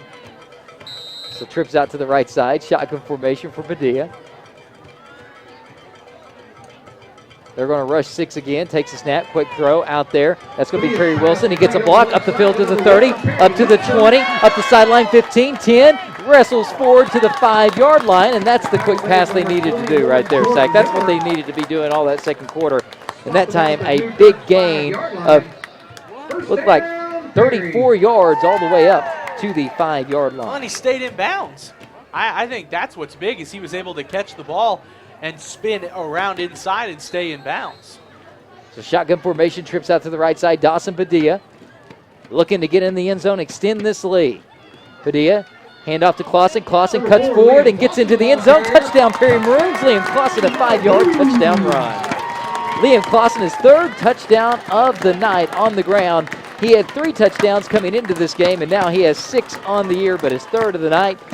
And the Perry Maroons just 3 plays into the end zone. And those are 3 great plays. 2 runs, the pass out there to Perry Wilson on that island. And that's what Perry Wilson's been great at all season long. So Dawson Padilla looking to put the extra point through. He's 5 for 5 on the night, looking to make it 6 for 6. This time he can't do it. The foot failed him there, and it goes wide right. So the score, 41-0. The Perry Maroons with a lead. First possession, a touchdown right out of the half for the Maroons with 11:21 to go here in the 3rd quarter. 41-0 score. We'll take a timeout. You're listening to Perry Maroon Football on Triple Play Sports Radio. Get comfortable and stay protected in a rugged pair of Justin original work boots from the Cowboy Travel Plaza at the corner of I-35 and Highway 51. Justin original work boots have been providing comfort and safety since 1879. The Cowboy Travel Plaza is your headquarters for Justin original work boots. Come on out to the Cowboy Travel Plaza, the home of boots and barbecue. Take exit 174 on Interstate 35 and Highway 51 just west of Stillwater. Now, back to Zach Lancaster and Jordan Woodruff with the call of Perry Maroon Football on Triple Play Sports Radio. Well, we said we thought Coach Cole would lead the starters in and see if a few of those adjustments would work and how the guys would respond. They do so. 3 plays. The Perry Maroons cap off a drive with a 5-yard touchdown run from Liam Clausen. Now Dawson Padilla set the kick, and that ball is going to hug the sideline and roll out of bounds. So out of bounds, and ball will be spotted, I believe, at the 35-yard line. You know, speaking of that, did you see the play Ty Montgomery had for the other day, Green Bay? I didn't realize this was a rule in the NFL. The ball was kicked. It bounced at the 1, bounced in the end zone. It's still a live ball in the NFL. In high school, it goes in the end zone. It's dead. Bounced back out. He goes out of bounds, puts his feet on the end line, stretches out, and touches the football. Newkirk By takes over doing first that, down and 10 he from their own had 35-yard simultaneous line. possession while he was out of bounds. He found a loophole in the rule, so the ball was spotted at the 40-yard line because it was an out-of-bounds kick. Green Bay goes on to score. Huh. Interesting loophole in the kickoff rule, I right? had not heard of that before. Me neither until that moment. Great So awareness to make it happen. know your rules. And this time Colby Case will run it around to the left side, and he's going to be brought down right there near the line of scrimmage as it's Blaze Herliner on the tackle. As Blaze Herliner adds to his total tackles on the year, he leads the team. And remember, he was the Vipe Magazine 2A all-class player to start this year in the preseason, and he's living to form this year as the kid is just tackling like crazy out there. So 2nd and 6 upcoming after a gain of 4 for Case. Case this time going to drive it, and he's going to get just 1 yard up to the 40. As Blaze Herliner in there on the tackle. One again, and Briar Chafin in there as well on the tackle. So Blaze Herliner, trying to look here, see if I got it. I think he's up to like 80 tackles probably now in the season. He's on up there, that's for sure. So shotgun formation, 2 backs to the right, and Newkirk looks like they just want to run it here and not throw another interception. Case will throw it, though, on the play action. He'll throw it, and that ball will be dropped and incomplete. Liam Clausen out there in coverage as the pass intended for Jordan Miller. It was right there. It would have been enough for the first down, but he drops it. Good awareness there by Austin Reyes. The line judge flinging that ball in there to the ref and almost got Austin there in the face. So 4th and 5 upcoming. That's what happens when you have a blowout. We start enjoying the off-the-field activities and the little nuances that go on. Like earlier when Perry Wilson threw the flag. Good form. Best form I've seen from oh wait, it wasn't an official, it was a player. All right, shotgun formation, double pump this time. Fade route on the way. Miller is the intended receiver, and he goes up and makes the catch. Perry has had trouble with that jump ball all year. Double coverage. Liam Clausen and Perry Wilson were both there. They couldn't make the swat down on 4th down, and Newkirk will have the ball in Perry territory down to the 32. That was an impressive catch. Able to go up there in 2 defenders. I don't want to say that Perry was playing the interception there, but I think if they're trying to swat that ball to the ground, it's turnover on downs. I'm with you. And that you got to be aware of that because you get the interception, you're not going anywhere with it. You gain more yardage by swatting it down. So Coach Cole will have something in film room to talk about. Quarterback sweep this time around the left side of the shotgun. Colby Case cuts back in, and he's met hard. Big tackle there. Blaze Herliner in there, and he gives us a little He-Man pose after that tackle. I saw Blaze before the game. He was on the sideline eyeing the Newkirk team. And I go, hey, Blaze, you look like a leopard looking for prey over there with Newkirk. He said, that's exactly what's going on, Jordan. So he showed it there. 2nd and 11 upcoming after a 1-yard loss in the play. Shotgun formation. Case, he's got a back to each side. He'll drop back to throw. He'll hum it over to the left side. The ball's up and a swat down. Case's pass falls incomplete. It's incomplete. Clausen over there in coverage. Clausen swats it down. That's a good swat. That's what I want to see more of, is that swat there. Brings up 3rd down. And Liam Clausen swats that one, and Jordan Miller can't make the catch, so a 3rd and 11 upcoming after the incompletion. Well, and Liam, he's lucky that he got a hand on that because the receiver had about 2 feet on him. Liam kind of falling to the ground there, but able to get some fingers on it. 8:57 to go here in the 3rd quarter. 41-0 to score. Perry with the lead here on homecoming night on Danielsville. Shotgun formation for Case. He's got a back to each side. Receiver to each side. Tight end to the left. He'll take it. Quarterback draw and can't go anywhere. He's wrestled down in the backfield. And if I told you it was Blaze Herliner, would you believe me? Yes, you should. Well, that's a 2. Blaze Herliner on the tackle. So a 4th and 15 now for the Newkirk Tigers at the 37-yard line in Perry territory. And Blaze, he lays down the lumber, I mean, he hits really hard, but more of his are grab around the waist and sling to the ground. Is it safe to say he's really looking forward to wrestling season this season? Yeah, he should get 2 tackles every time. He get 2 points for a takedown because he knows how to slide down and roll. Gator tackles, as they call them. Pressure coming for Case. He throws it up, and that ball is going to be tipped away, almost intercepted.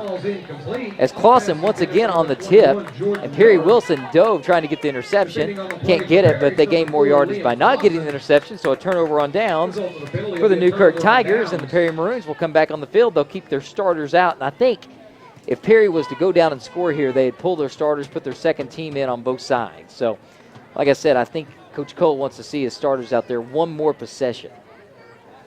So Perry takes over at the 37-yard line with 8:11 left here in the third quarter. 41-0 they lead. This time a handoff to Clausen. He stiff arms around the right side, trying to get back up to the line of scrimmage. I don't think he made it there, as he barely, I guess, gets up to the line of scrimmage. 77 on the tackle. Don't have a name for him. There's a couple of numbers we don't have names for tonight, as looks like actually Newkirk trying to put in some of their second team now. So no gain on the play as Clausen does get back to the line of scrimmage. Split and slot to each side for Padilla. Shotgun formation. Takes a snap, drops back, looking to throw. Throws a quick pass to Clausen out of the backfield. Clausen breaks a tackle up the field. He's got the first down to the 50, puts his shoulder down, and pounds his way forward down to the 43-yard line in Newkirk territory. That's typical Liam Clausen right there. Lowers his shoulder 3 times and knocks over 3 defenders. Give him a gain of 20 on the play, up to the 43. In Newkirk territory, Perry marching downfield. So if they get one more score, I think we go to running clock regardless of incompletions or anything, as the score 41-0. Trips out the left side. They'll hand it off to Clausen again. Clausen this time nowhere to go, as he's brought down by a couple of defenders, Lake Wilhelm as well as Jeffrey Hobbs on the play. And that'll be a loss of right around 3 yards for Liam Clausen. 3-yard loss on the play brings up second down and 13 for the Maroons. So second and 13 on the way for the Maroons in Newkirk territory. Split and slot to each side. Padilla takes a snap, looking to throw. Quick pass to Drake Dell on the right side. Drake Dell makes the catch, and he'll gain about 4 yards, and he'll bring up 3rd and 9. So Drake Dell, if he breaks one tackle, he's up the sideline possibly for a score, as they are just kind of isolated with him over there. But he couldn't break the tackle. You got to give good credit over there on the left side for the Newkirk Tigers on the tackle, as it was Daniel Romero out there on the stop. Trips out to the left side this time. Dell all alone to the right. Dawson Padilla, shotgun formation. Clausen lined up to his right in the backfield. Padilla takes a snap, drops back, looking to throw. Hums it to Santoy Rhodes, who makes a leaping catch. He's hit immediately by Jordan Miller, but he makes the catch and won't be enough for the first down. It's going to bring up a 4th and about 4 after a gain of right around 5 yards. That's an impressive catch by Santoy. Able to catch it with his fingertips as he's getting hit, able to come down with it. So 2 receivers each side for the Perry Maroons, as they'll go for it here on 4th down in Newkirk territory at the 37. Shotgun formation, Padilla hands it off. Liam Clausen pounds his way forward, and we'll see where they mark him. It's going to be really close, as he's marked down right around the 33. He needed 4. I think he got 4. I think he's got enough to move the chains. We'll wait and see. And that's a good spot, too. And they will move the chain, so a gain of 4 moves the chains for the Maroons. Liam Clausen making the 4th down conversion, keeping the drive alive for the Maroons with 5:49 left here in the third quarter. So split and slot each side again. Shotgun formation, Dawson Padilla. As Perry running the ball and throwing quick passes now to counter that blitz that gave him so much trouble in the second quarter. Dawson Padilla has plenty of time this time, throws it out right side, and that ball would have been a pick 6 if he caught it. And he is down, hitting his hands, as it was intended for Santoy Rhodes. And Jordan Miller had it going full speed ahead, and it just really hit his hands and didn't make the catch. I mean, he was going to go untouched, be able to walk into the end zone more than likely, but incomplete pass instead. And Newkirk, and Jordan Miller especially, wishes he had that one back. Shotgun formation, trips out to the right side. Padilla takes a snap, Fakes the handoff, throws it, quick pass, and that's going to be caught by Perry Wilson, who tries to drive forward, and he's hit hard. Almost a helmet-to-helmet hit by Cameron Barnes out there. Brought down by number 15, Bailey Gregory. So Gregory had him wrapped up, and Cameron Barnes came in and hit him right in the helmet. So a gain of 7 on the play brings up 3rd and 3. Just outside the Newkirk 25-yard line. So ball on the 26. 3rd down and 3 for the Maroons. Trips right side. Dawson Padilla, shotgun formation. Clausen. They're going to hand it to Clausen. Clausen has a nice hole. Breaks off one tackler, can't break off the next, and he'll be up to the 35. That hole closed relatively fast, and it's going to be right near the a little short. Let's look. We're going to say maybe a gain of a half yard, so a 4th and long 3 upcoming. No gain on the play. Yeah, it's a hard run. Didn't get anything, but I like the choice. You know, it's 3rd down. You're running the clock. You're up 41 points. There's really no need to try to throw to the end zone here. Wing back Sam Chambers to the right. They're going to hand off to Clausen again. Clausen this time will have the first down up to the 30-yard line, and he'll gain around 5 yards and move the chains for the Perry Maroons. Spot the ball at the Newkirk 20-yard line. So first down, Liam Perry. Clausen getting some workhorse yards here in the 3rd quarter, with Perry having that 41-0 lead over Newkirk. This time, it's going to be a split and slot to each side. Dawson Padilla drops back. He's got Dell on the slant. Dell goes up and can't make the catch. Padilla threw it just a little bit behind him, but that ball was catchable for Dell. Had his hands on it, but just couldn't catch it, as that would have been a 20-yard touchdown pass for Drake Dell if he can grab that one, but he can't. So instead, it's going to be 2nd and 10 from the 20. He broke free right there, Sack. I mean, he was wide open. Padilla threw it maybe a little behind him, but still a catchable ball. Yeah, if you're talking about any receiver that's going to go up and catch it, it's going to be Drake Dell. So Sam Chambers wing back to the left. 2 receivers right, 1 to the left. They're going to go Liam Clausen, sweep around the left side. Clausen has a little room, and he'll get into the 14-yard line. Number 15, So he'll be wrestled out of bounds. And a late flag coming in about the 17 after the play. So Gregory there on the tackle. Flag on the play, late flag, holding the call against the Perry Maroons. So that was the 12th play of the drive. It's negated on a holding penalty, but this is probably the longest. Actually, this is probably more plays than was ran for Newkirk in the whole 2nd quarter. We're on a 12-play drive. Unbelievable. So 10 yards from the spot of the foul on the holding call. Well, ultimately, from the original line of scrimmage, only back up Perry. Let's see, they're going to back him up almost 8 yards, so it's going to be a 2nd and 18 now. Well, if you're going for Perry, they're working on their 3rd possession in that 2nd quarter as well. Trips to the right side. Padilla takes it, hands it off. Tanner Kime with it, and he can't get any room. Remember his first carry against Kellyville, he went 73 yards for a touchdown. That time he goes nowhere, as tackle made by Hunter Thomas there, and it's going to be a 3rd and 20 now on a loss of 2. Well, and one thing you can say about Tanner is he's not 3rd down and 20 for the Maroons. the first run that he had against Kellyville, yeah, but it takes a couple plays for Tanner to really kind of get going. Once he gets in there and he gets tackled a few times and he cracks some heads, that's when he really starts to get his motor going. Trips out to the right side. Perry Wilson, the lone receiver to the left. Kime moves from right to left in the backfield. Padilla takes a shotgun snap, pump fakes. Now he's going to throw to Perry Wilson. Wilson's got a step, goes up, makes the catch. Touchdown, Perry Maroons. Perry Wilson brings down the grab. A 30-yard touchdown grab for Perry Wilson. So Perry Wilson, who already has an interception on the night, gets a touchdown grab there. And for Perry Wilson, that is his 3rd touchdown catch of the season. And Dawson Padilla comes out for the extra point. 3 minutes to go here in the 3rd quarter. The score, 47-0, extra point pending. Snap good, hold good, kick is up, and this time Dawson Padilla splits the uprights. The point is up and good. So 48-0 the score. Perry has the lead here on homecoming night over Newkirk, and 3 minutes to go in the 3rd quarter. I think we'll go to a running clock here shortly, and Perry ultimately will probably put in their 2nd team. I got a feeling Mason Drake will be warming up here before long on the sidelines, and Padilla Comes to the sideline, his helmet off. I don't even think Padilla is going to make the kick this time. Nope. And that's what Coach Cole said. He went out there and said, Dawson, you're off the field, bud. You've done enough for tonight. I don't even want you kicking it. We don't want you straining any muscle, even on a kick.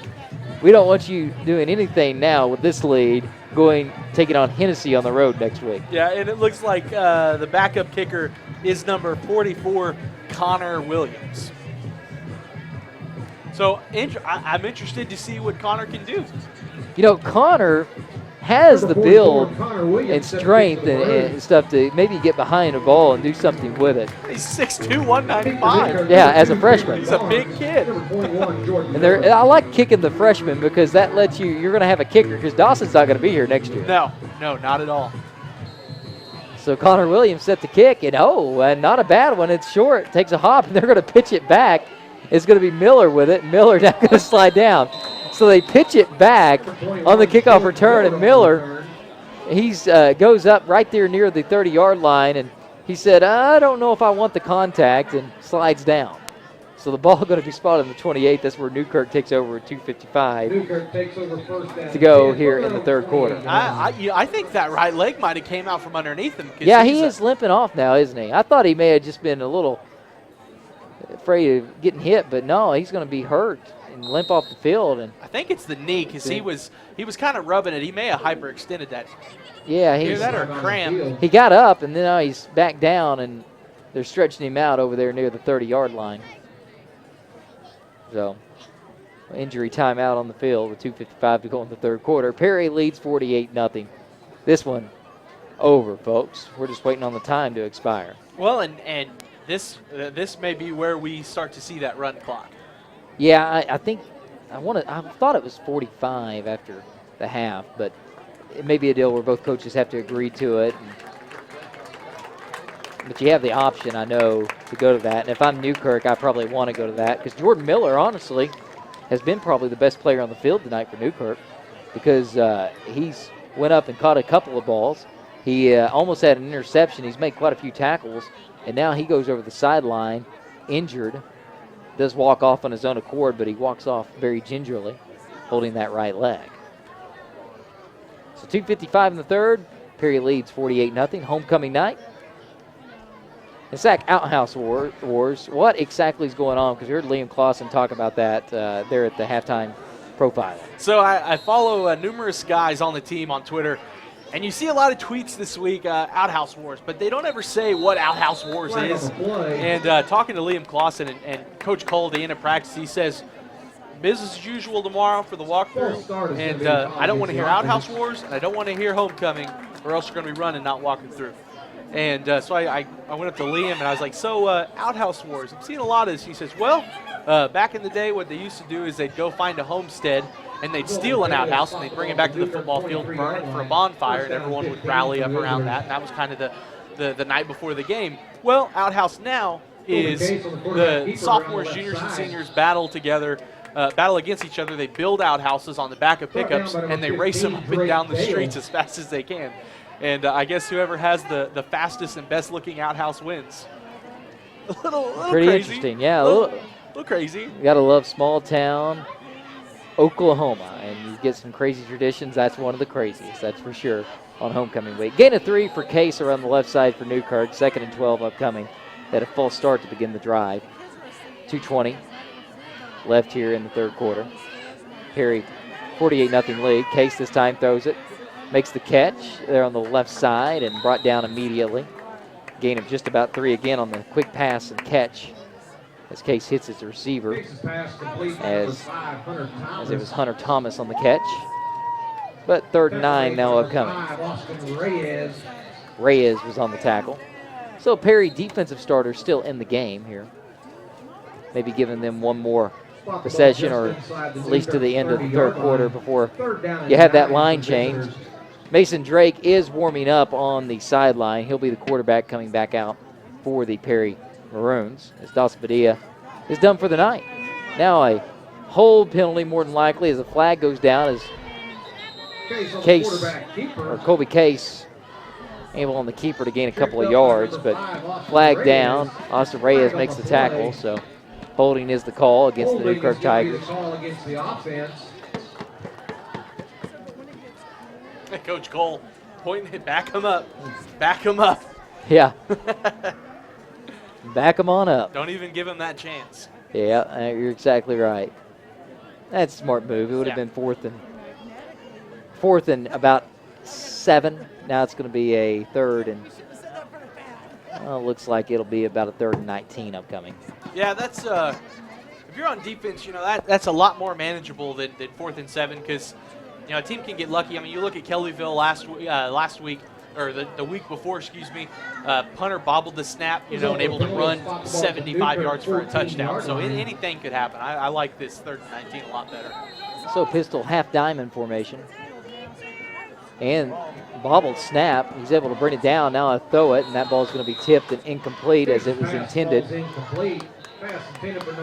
Number 7, Hunter Hawkins, and he can't make the catch, so that'll bring up a 4th and It's going to bring up 4th down and 25. about 25. So I don't know. I got a feeling they'll probably punt this one.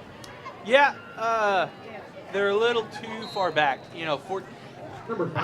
I'd say, if we're late in the 4th, maybe go for it, but you're on the 14-yard line, 4th and 25, not something that I'd be willing to do. No, and they haven't gained a whole lot on punts, though, because Thomas has been the punter, and he just hasn't had good showing on the first couple of punts tonight. This time, he gets a nice one. That's a nice punt. Santoy Rhodes going to get it at the 45 in Newkirk territory around the left side, and he's going to be wrestled down at the 30-yard line. So that's where Newkirk will take over after a 15-yard punt return from Santoy Rhodes. Wilhelm on the stop for the Newkirk Tigers, and they'll spot it down right near the 30-yard line.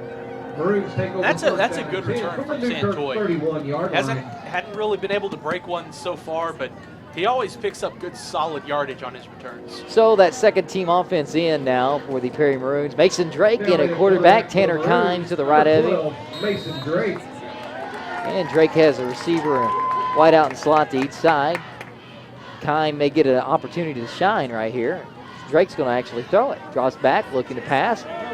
Rolls out. Now a great throw as he tried to hit Jace Burdick, and Jace Burdick drops it, and that would have been a touchdown for Jace Burdick as nobody was there. Drake scrambled out of pressure, and then Burdick kind of just released and left, and then Drake hits him right in the hands, and he drops it. Well, and that's kind of surprising because, Drake's a lefty.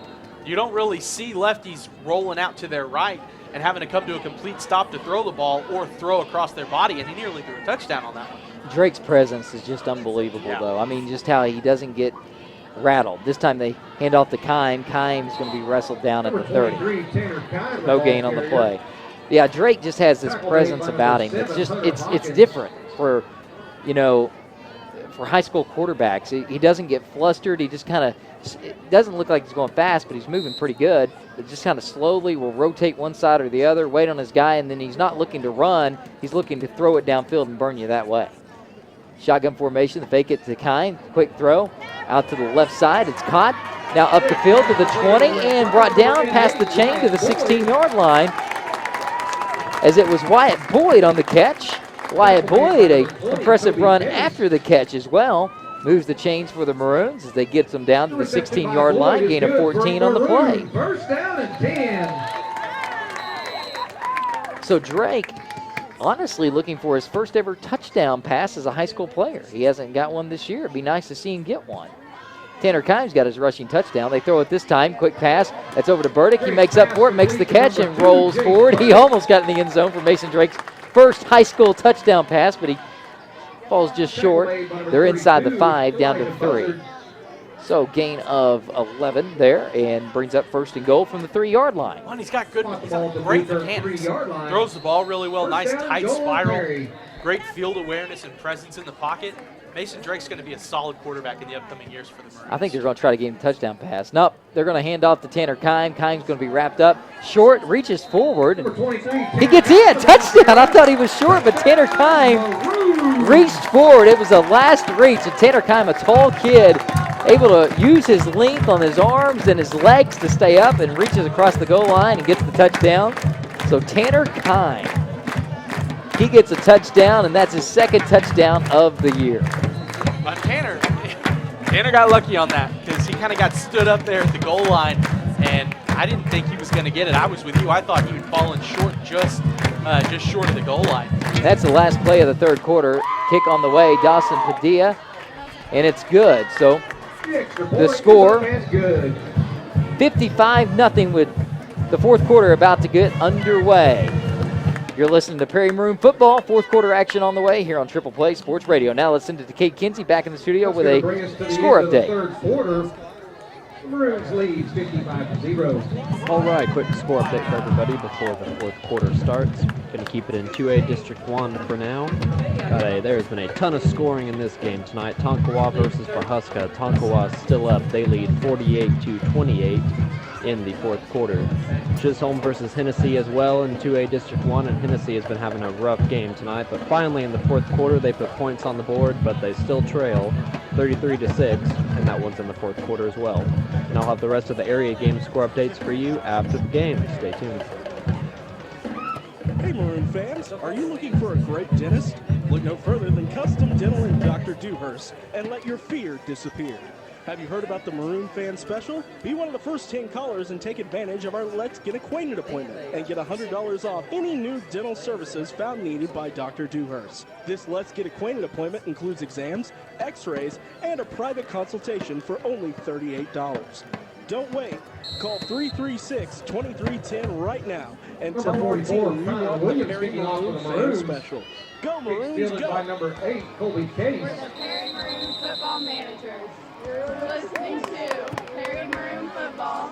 Tackle made by number 32, Clifton Grove, and number 6. And Connor Williams kick, and it's fielded by Case, and he gets up to the 32-yard line. 11:53 left here in this fourth quarter. And the Maroons have a 55-0 lead over the Newkirk Tigers here on homecoming night. So fourth quarter now getting underway.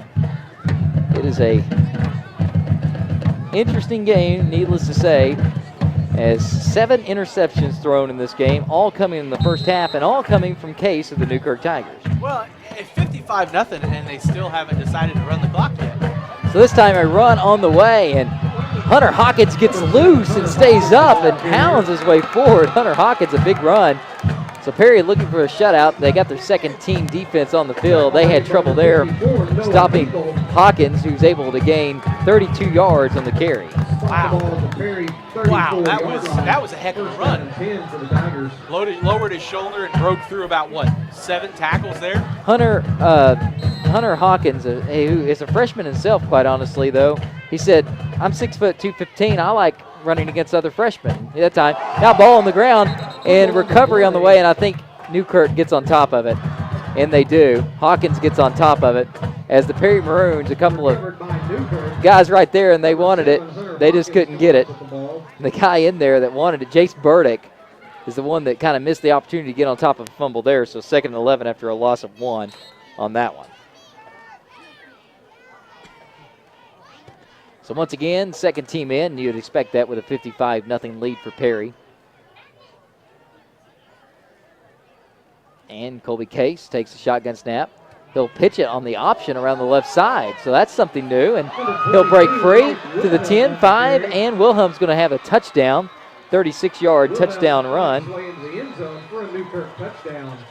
So Wilhelm, a 36-yard touchdown run, and we got a player down for the Newkirk Tigers at the 35-yard line. But Wilhelm able to get Newkirk on the board for the first time tonight. Comes against the Perry second-team defense, and now we got a Newkirk Tiger down. Not sure who it is. And the coaches were out there fast. So hopefully everything is okay out there. And since there is an injury on the field, what we'll do, we'll go ahead and take a timeout. The score 55-6. The Perry Maroons lead the Newkirk Tigers here in Perry on Daniels Field on homecoming night. Injury timeout. We're back after this on Triple Play Sports Radio. McDonald's is serving breakfast all day. Those great tasting breakfast items you love at 7 in the morning are now available at 7 at night as well.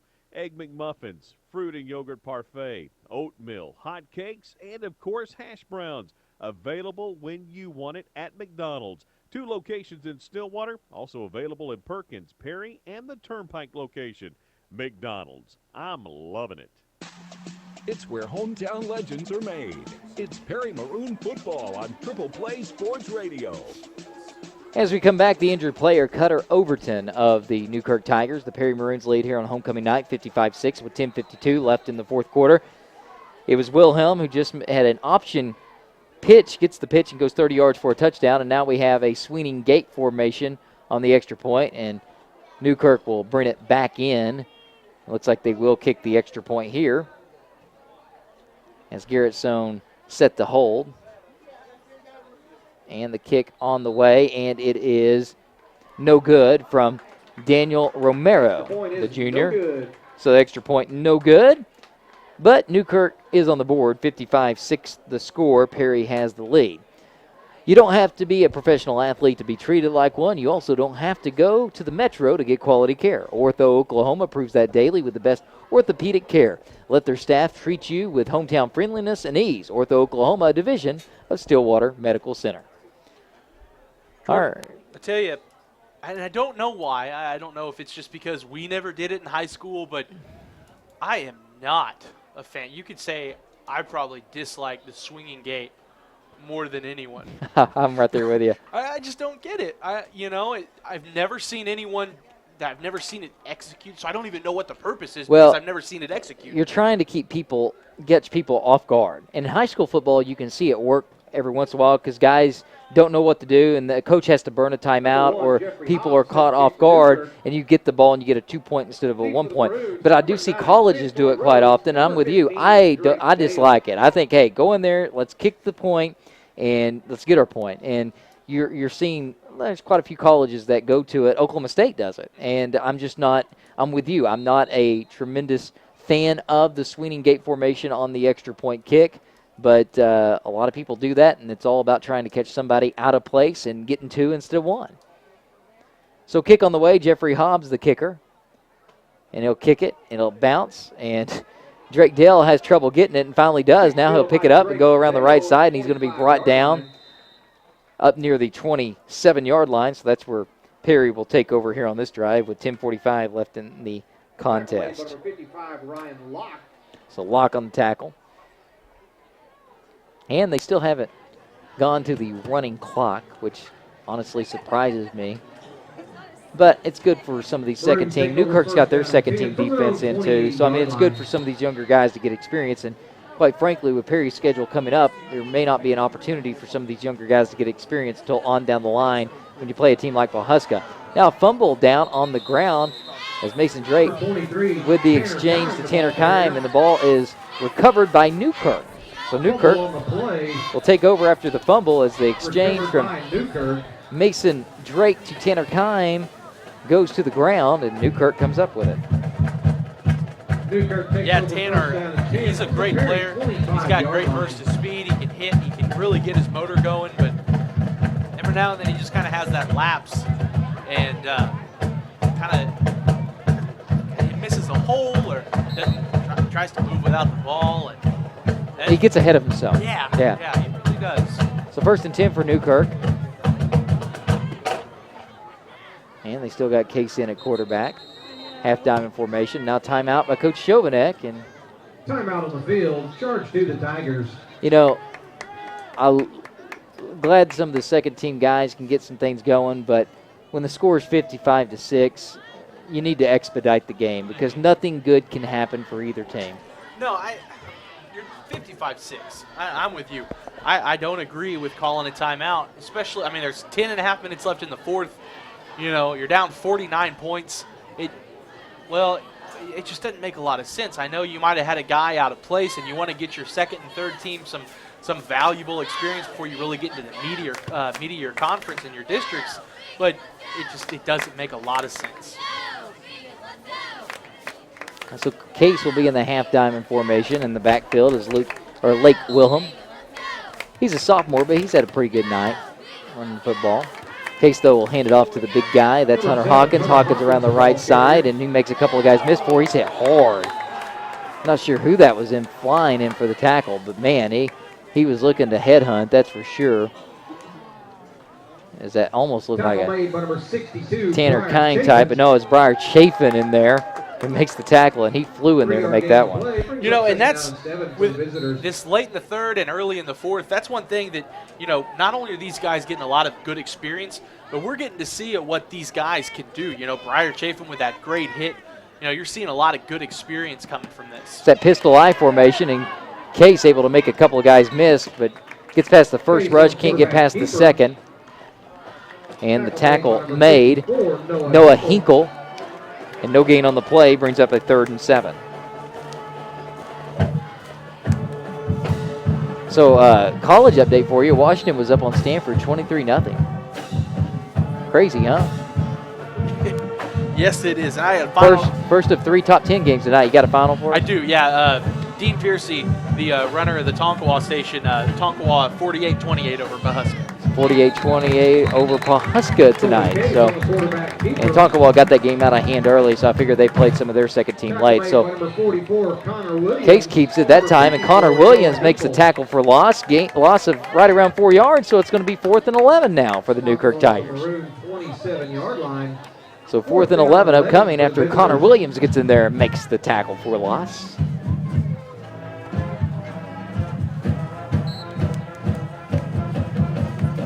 Perry Band playing a little Jaws music.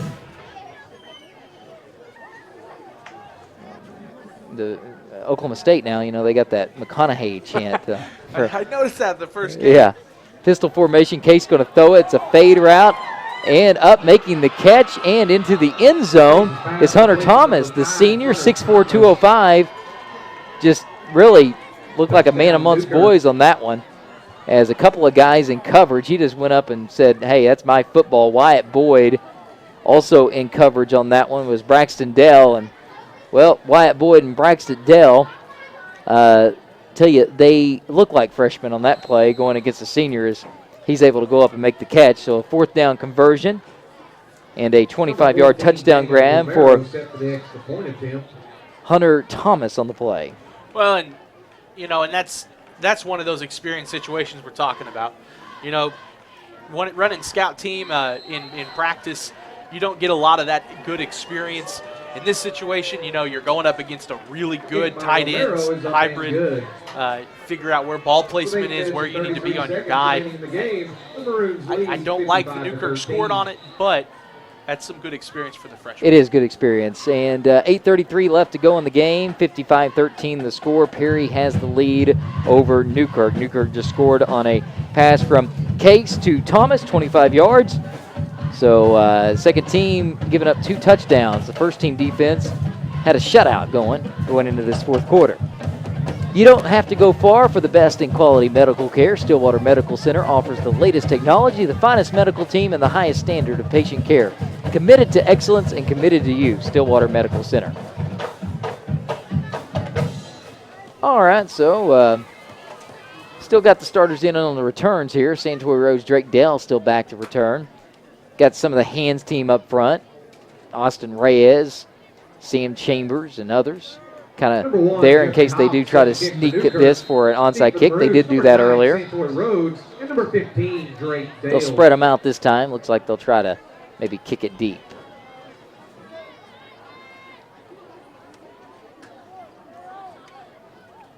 So Jeffrey Hobbs eyes it up. Now he'll kick it.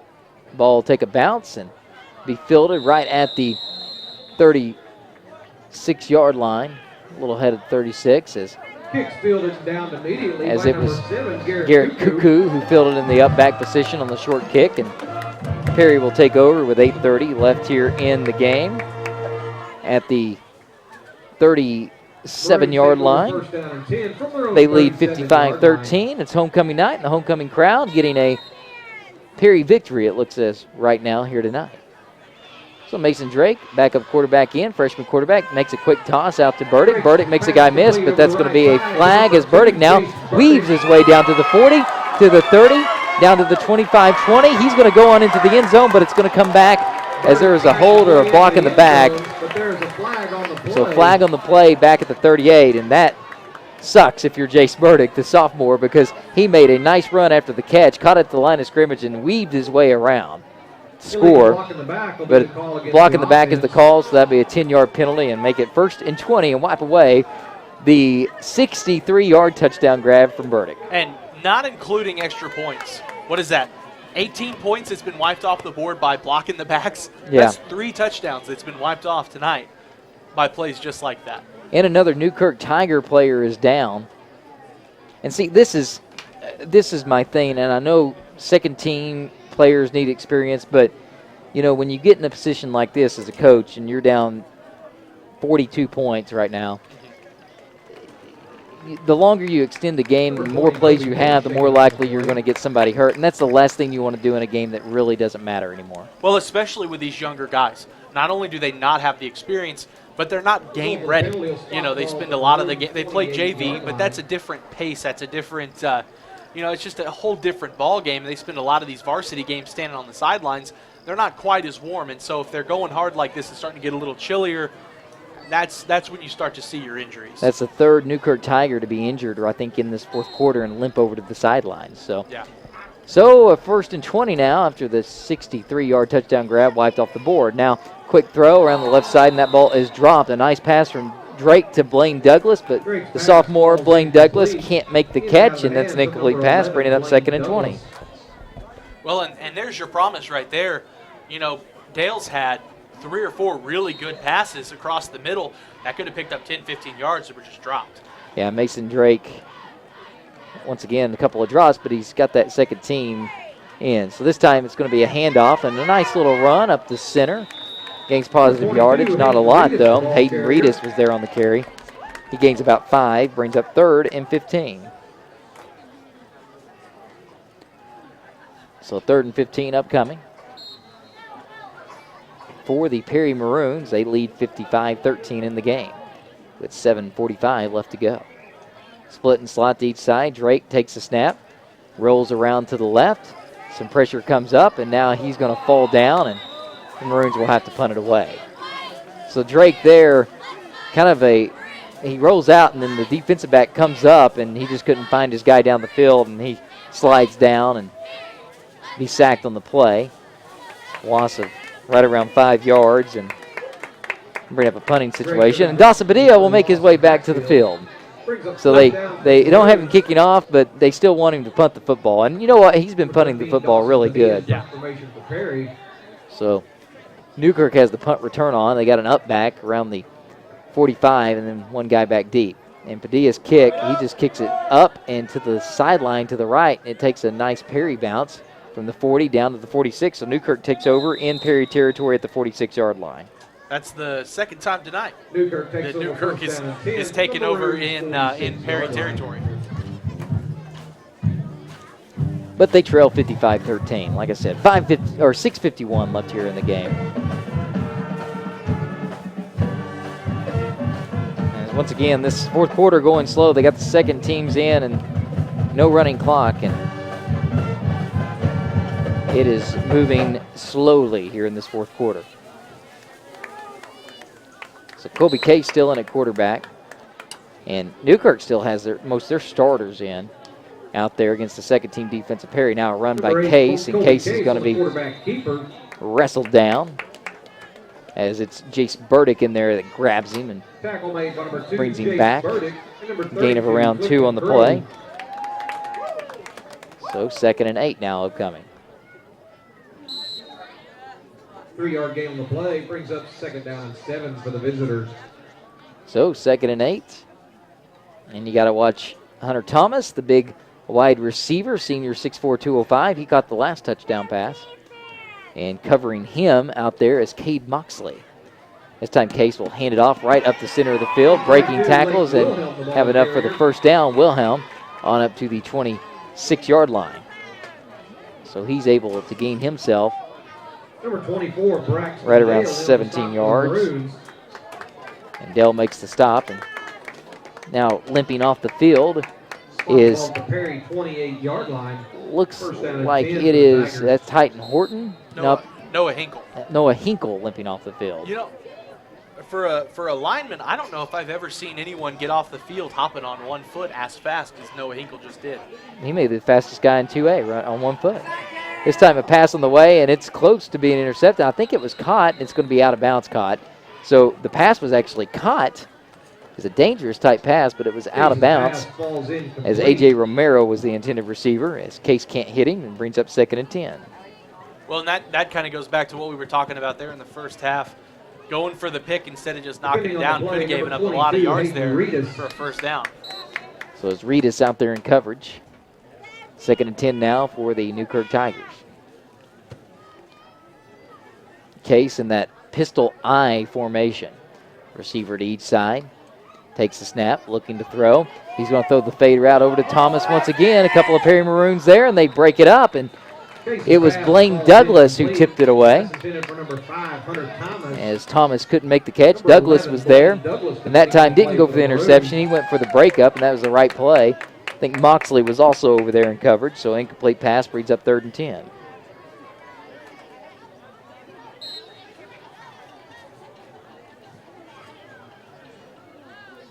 So they tried the fade to Thomas again. Last time he caught a 25-yard touchdown catch. This time it falls incomplete. Pistol formation, half diamond actually. Case takes it. It's going to be a pitch. Wilhelm over to the left side, and he's going to be brought down. Burdick on the tackle. Gain of around 7. It's going to bring up a 4th and 3. Number 18, Cade Moxley. So 4th and 3 upcoming for the Newkirk Tigers. They trail Perry here on homecoming night in Perry, 55-13 with 5:20 left in the ball game. 4th down and 3 for the visitors. So defense, second team defense has a chance to make a stop here and get off the field. That'd be nice. Yeah, and they're actually doing a really good job going up against that number 5. You know, Hunter Thomas, 6'4", 205, doing a good job defending him, doing a good job of stopping the run. A stop right here would be huge. 2 backs to the right. This is usually quarterback sweep. It will be quarterback sweep for Case, and that's a hold, and they're going to call it.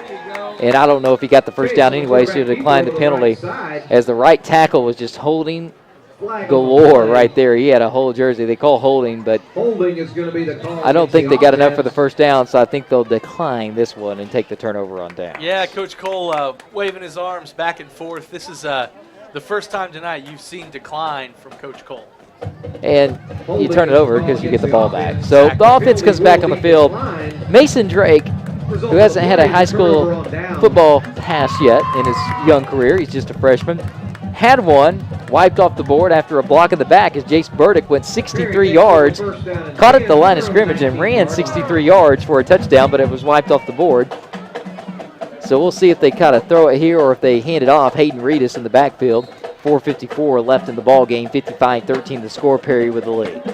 Trips out to the right side. One receiver to the left. Drake, the freshman at quarterback, takes the snap, fakes the handoff, quick throw. That's the Burdick, and Burdick's going to drop the pass, and that'll be incomplete. So that ball a little tall. You know, when you have those short passes, you need to hit them right there in stride, and that time it was just tall for Burdick, and it falls incomplete. I like the call, though. You know, he didn't really have anyone covering him open there in the slot. I'd looked at it again. Trips to the right for Drake. Takes the shotgun snap. Handoff this time. Reedus. That's a good little run. Puts his shoulder down. Takes advantage of the hole that was given to him and gains 5 yards. Still a 3rd and 5 upcoming. As tackle made by Austin Perry. And Newkirk has a lot of sophomores and freshmen there on their team. Trying to start over, build something new, kind of like Coach Cole did last year with the Perry Maroons. Shotgun formation. Drake takes it. He'll roll around to the left side. We got a flag down on the field, and Drake will be brought down.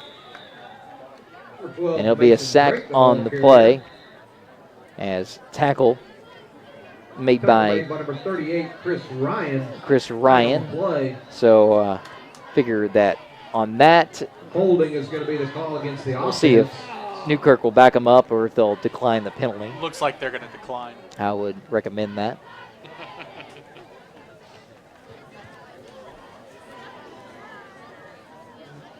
I'm just, the thing that worries me is you got all these plays and you're extending it out for Coach Cole and you're getting valuable experience, but you just worry somebody will eventually get injured. Like that's the one worry here by playing those too many plays. So.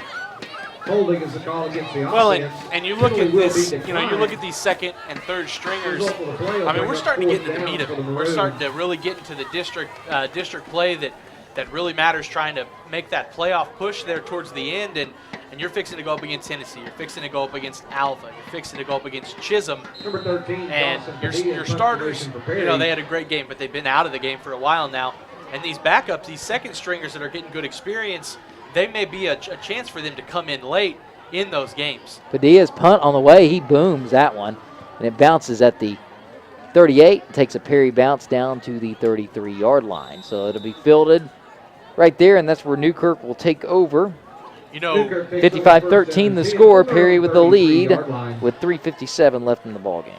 Newkirk got lucky on that bounce because, I mean, he only lost about 5 yards on it, but if I'm Coach Chovanec, I'm telling my kid to fair catch and catch that ball because he very easily could have lost another 15 yards on that bounce. See, I'm one of those. I'm like, hey, go catch it, go make a play. Yeah. What do you got to lose? That's kind of the way it is right now.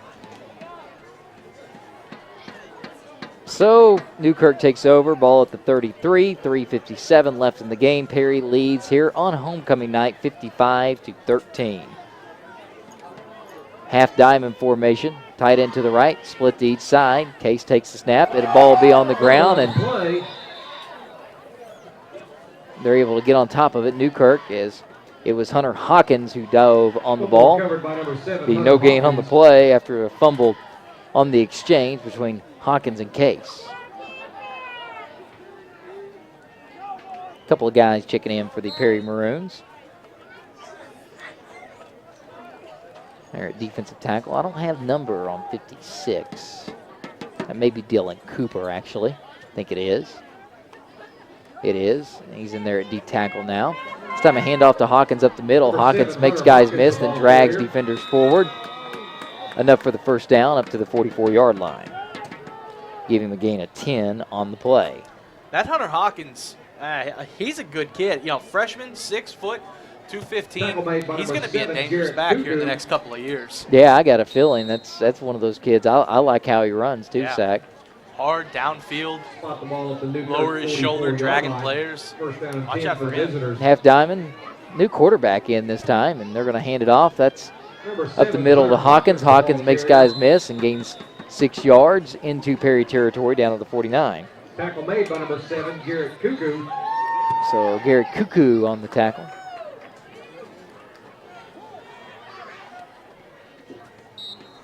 As we'll wait. Some of the Perry crowd leaving a little bit early in this one. This game certainly out of hand. As Newkirk had Case out on that last snap.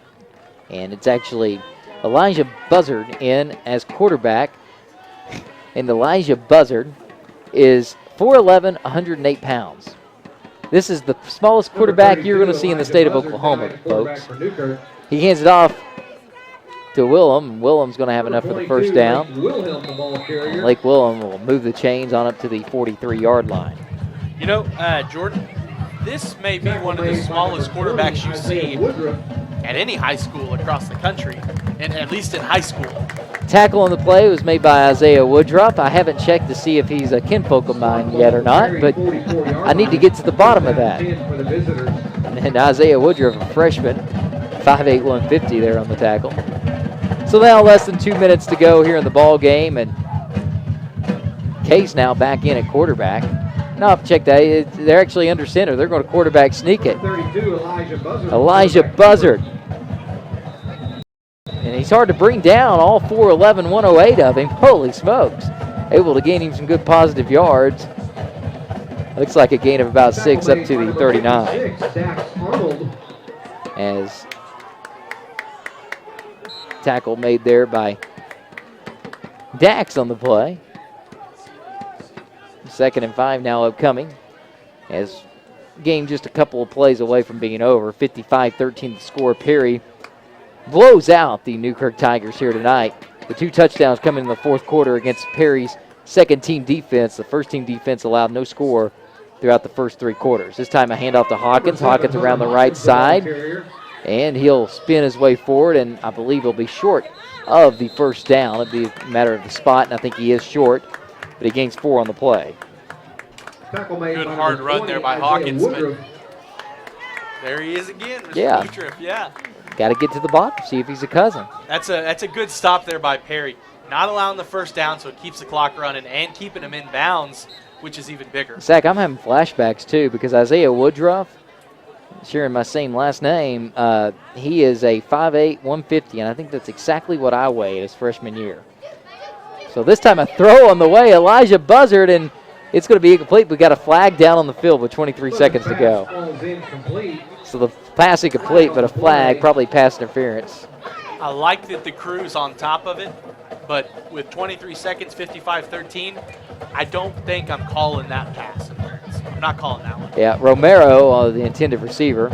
Pass interference is the call, so Newkirk has a chance to maybe get another score on the board. And Elijah Buzzard, the freshman out there, and like I said, he is the smallest guy on the field, smallest guy you'll probably see on the field all year at 4'11", 108.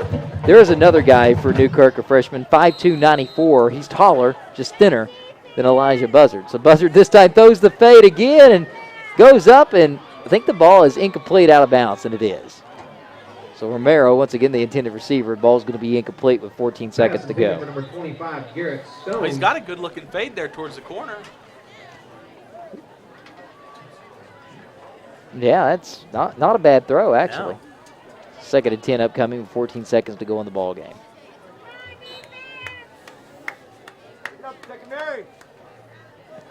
So this time that pistol I formation, split to each side, tied in to the right. Buzzard's going to throw it again, this time on the slant, and that ball's incomplete as it should have been caught by Garrett Stone, but it's incomplete. 3rd and 10 on the way with 11 seconds to go in the game.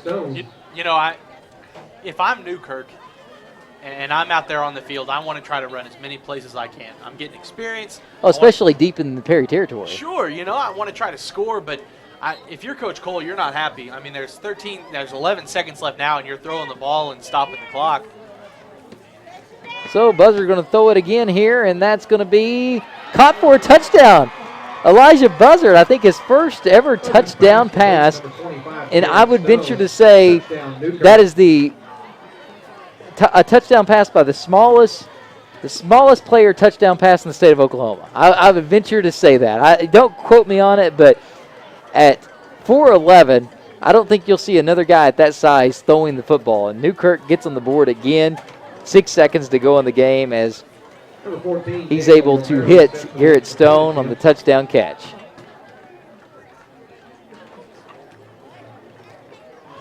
So Newkirk able to get 3 scores here in the 4th quarter against the Perry 2nd and 3rd team defense. That time it was a 20-yard grab by Stone from Buzzard.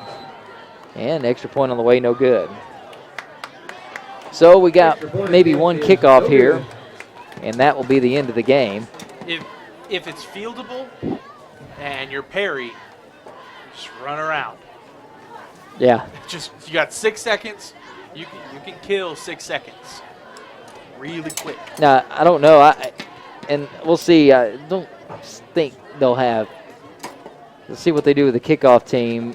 See if Santoy and Drake Dell stay in as returners, because the last thing you'd like to see here, and it looks like they will, last thing you'd like to see is one of your starters get hurt with 6 seconds in the game, playing Hennessy next week, which possibly in the long run can mean maybe a home playoff game, but you'd hate for a guy like Austin Reyes, a guy like Drake Dell, Santoy Rhodes, Sam Chambers, Liam Clausen, Perry Wilson, Jansen Hartwig, all guys out there on the field. You'd hate to see one of them get hurt with 6 seconds to go here in this ball game on a kickoff to end the game.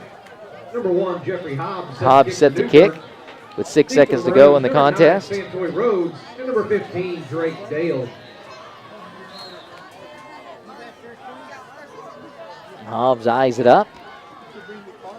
Whistled in, and kick on the way, and it's a kick that's going to be fielded by Dale. Dale with it, fakes the reverse, and Dale around the left side and he's hit hard and brought down with no time on the clock. So Dale expires the clock, but he pays for it, as that was a big hit by Brock Moman. But that's going to bring it into the ball game. Final score 55-13. The Perry, or 55-19. The Perry defense, first team, does a great job. No score against the first team defense, and they put the second team in. Newkirk able to score 3 touchdowns in the fourth quarter. But the Perry Maroons victorious here on homecoming. They moved to 2-0 in district play, 5-1 on the year, with a big matchup against Hennessy coming up next week. We'll take a timeout. We'll come back. The First Bank & Trust Company post-game show. And right now, we'll send it back to the studio. Kate Kinsey has a sports update, or score update, here on Triple Play. All right, one more score update. Got a lot of finals to go through here. We'll move on down the list. Perkins trying at Kingfisher tonight, and Kingfisher gets that win at home, 28-16. Morrison at Yale tonight, and Morrison wins it 28-8, final score. Stillwater was at Putnam City West tonight, and this is the only other game that's currently still going on. Last I saw, Putnam City had the ball at Stillwater's 23-yard line late in the fourth quarter, and they lead 10-7, so it'll be interesting to see how that unfolds. Pawnee versus Drumright, and Pawnee win 35-12. Cushing still had a 32-14 lead over Bristow, so they will win that game. And Bishop McGinnis defeats Guthrie 28-7. As Zach mentioned earlier, Tonkawa beats Pahuska 48-28. Chisholm defeated Hennessy 33-6, and Lawton beat Putnam City 26-14. And the postgame show is coming up next. It takes an ag producer to understand the needs of an ag producer. Our loan officers at First Bank & Trust have many years of experience on the farm, as well as expertise that comes from many seasons of financing land, livestock, farm equipment, and supplies. Call John or Mason at 580-336-5562 or visit us on the web at bankfbt.com for more information. You watch your fields, and we'll watch your finances. First Bank & Trust Company, Perry, Billings, and Covington, member FDIC. Hey Maroon fans, are you looking for a great dentist? Look no further than Custom Dental and Dr. Dewhurst, and let your fear disappear. Have you heard about the Maroon Fan Special? Be one of the first 10 callers and take advantage of our Let's Get Acquainted appointment and get $100 off any new dental services found needed by Dr. Dewhurst. This Let's Get Acquainted appointment includes exams, x-rays, and a private consultation for only $38. Don't wait. Call 336-2310 right now and tell our team you want the Perry Maroon Fan Special. Go Maroons, go! Does hearing those killer football hits make you hurt? At Ortho Oklahoma, you don't have to be a college athlete to be treated like a star, and you don't have to go to a metropolitan area to access quality treatment. Enjoy big-time care from bone and joint specialists with hometown friendliness and ease. Experience state-of-the-art equipment like our latest open-sided MRI, world-class treatment, and on-site physical therapy. Visit us at orthook.com. At Ortho Oklahoma, we're keeping you together. Ever wonder what your favorite Oklahoma State figures are up to? Eddie Sutton, one of the all-time greats. You know, that's one of the great things, having the opportunity to coach. Find out each week with Where Are They Now? With Tom Dorado. Chris Stanley, former All-Big East offensive lineman, member of the War Pigs. It was something that started out as kind of a joke amongst us. Each Wednesday at 5, Tom talks to former Oklahoma State coaches and players to see how life is going. Don't miss Where Are They Now? Wednesdays at 5, only on Triple Play Sports Radio. Final score has been posted. It's time for the First Bank & Trust Company post-game show on Triple Play Sports Radio. Now, with a breakdown of the Perry Maroons battle, here is Zach Lancaster and Jordan Woodruff. The final score on homecoming night here in Perry, the Maroons win it 55-19. So the Perry Maroons moved to 2-0 in district play and 5-1 on the year. Tell you how we got there. Started off there in the first quarter. Newkirk had the ball first. Perry Wilson had the first of 7 interceptions that Case threw from Newkirk in that first half. He gets the interception. 2 plays later, Drake Dell, a 52-yard touchdown catch. Extra point was good. Next possession for Newkirk. 3 plays, interception by Santori Rhodes. And after that, a 7-play drive resulted in a Clausen 9-yard touchdown run. Extra point good from Padilla, 14-0 at that point. Newkirk after that had a 3-and-out. Perry able to take advantage of good field position off the short punt, and it was one play, a 37-yard touchdown catch by Santoy Rhodes, extra point for Padilla good, 21-0 at that point. Newkirk after that drove down the field a little bit, but then Chambers had an interception on a screen pass, and that set up a 6-play drive for the Perry Maroons. They went 60 yards, and it was capped off by a 7-yard touchdown run by Liam Clausen. Extra point from Padilla good again, 28-0 at that point. Then the second quarter, it slowed down. Newkirk had the ball. They punted on a 3-and-out. Perry punts it on a 3-and-out. Newkirk a 3-and-out. And then Perry, they get the ball at the 32-yard line on the short punt in Newkirk territory. They get down to the 10. They turned it over on downs. Newkirk after that threw an interception. Liam Clausen intercepted the pass. Perry gets the ball in great field position again at the 25 of Newkirk territory. They have another turnover on down. Newkirk takes over, 2 plays. Hartwig gets the first of his 2 interceptions, and Perry has the ball on the 12-yard line in Newkirk territory. Can't score again. Another turnover on downs. Newkirk takes over. They throw another interception. Jansen Hartwig, 2 interceptions on 2 defensive plays. Don't see that very often. And Perry takes over again. This time they're able to get it in. They get the ball at the 26 in Newkirk territory. 3 plays later, Drake Dell gets a 9-yard touchdown pass, his second of the night. After that, Newkirk had the ball. Another interception. Drake Dell makes the interception after 3 plays. Perry, though, they turn the ball over on downs again after having the ball at the 18-yard line in Newkirk territory. Newkirk got the ball there at the end of the first half and ran out the clock. Going into the second half, Perry comes out.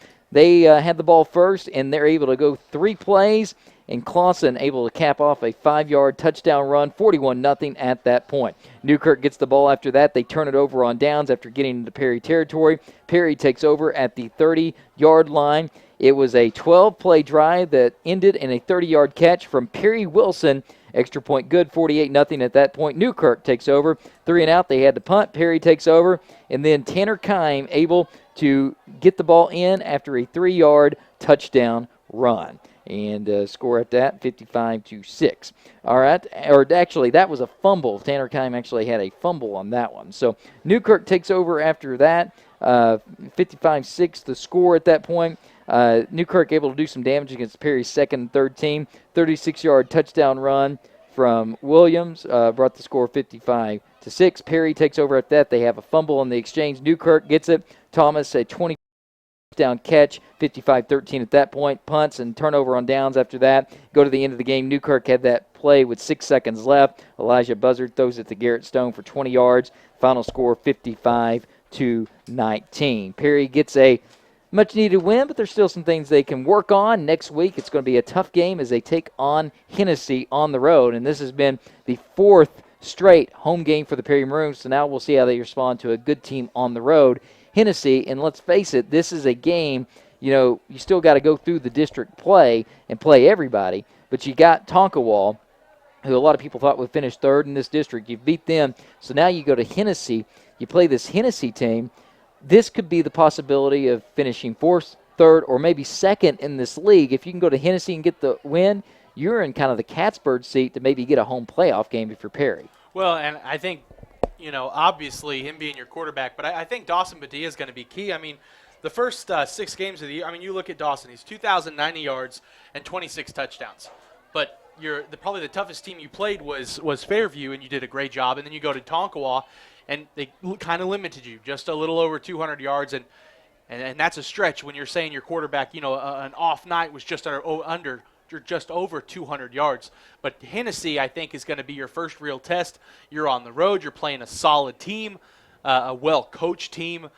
Next week, I think, is going to be the key to the season, that which way you go. It will be. And I think Perry, I think they're a playoff team right now, but how far can they go? They're going to finish 4th, 3rd, maybe 2nd in this district.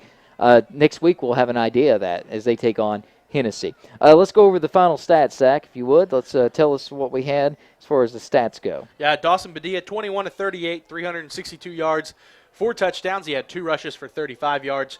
Santoy Rhodes, 6 receptions, 135 yards, a touchdown and 1 interception on the night. Drake Dell, 5 receptions, 92 yards, 2 touchdowns and a pick. Perry Wilson, 4 receptions at 79 yards, a touchdown and a pick. You're starting to work in the right direction there. Liam Clausen, 12 rushes, 35 yards. 3 rushing touchdowns on the night, 4 receptions, 40 yards, and a pick. And then you had Jansen Hartwig, who had 2 interceptions on the night. Yeah, and we'll award our Brown Duggar Funeral Home Player of the Game, and maybe a whole unit getting Player of the Game here shortly.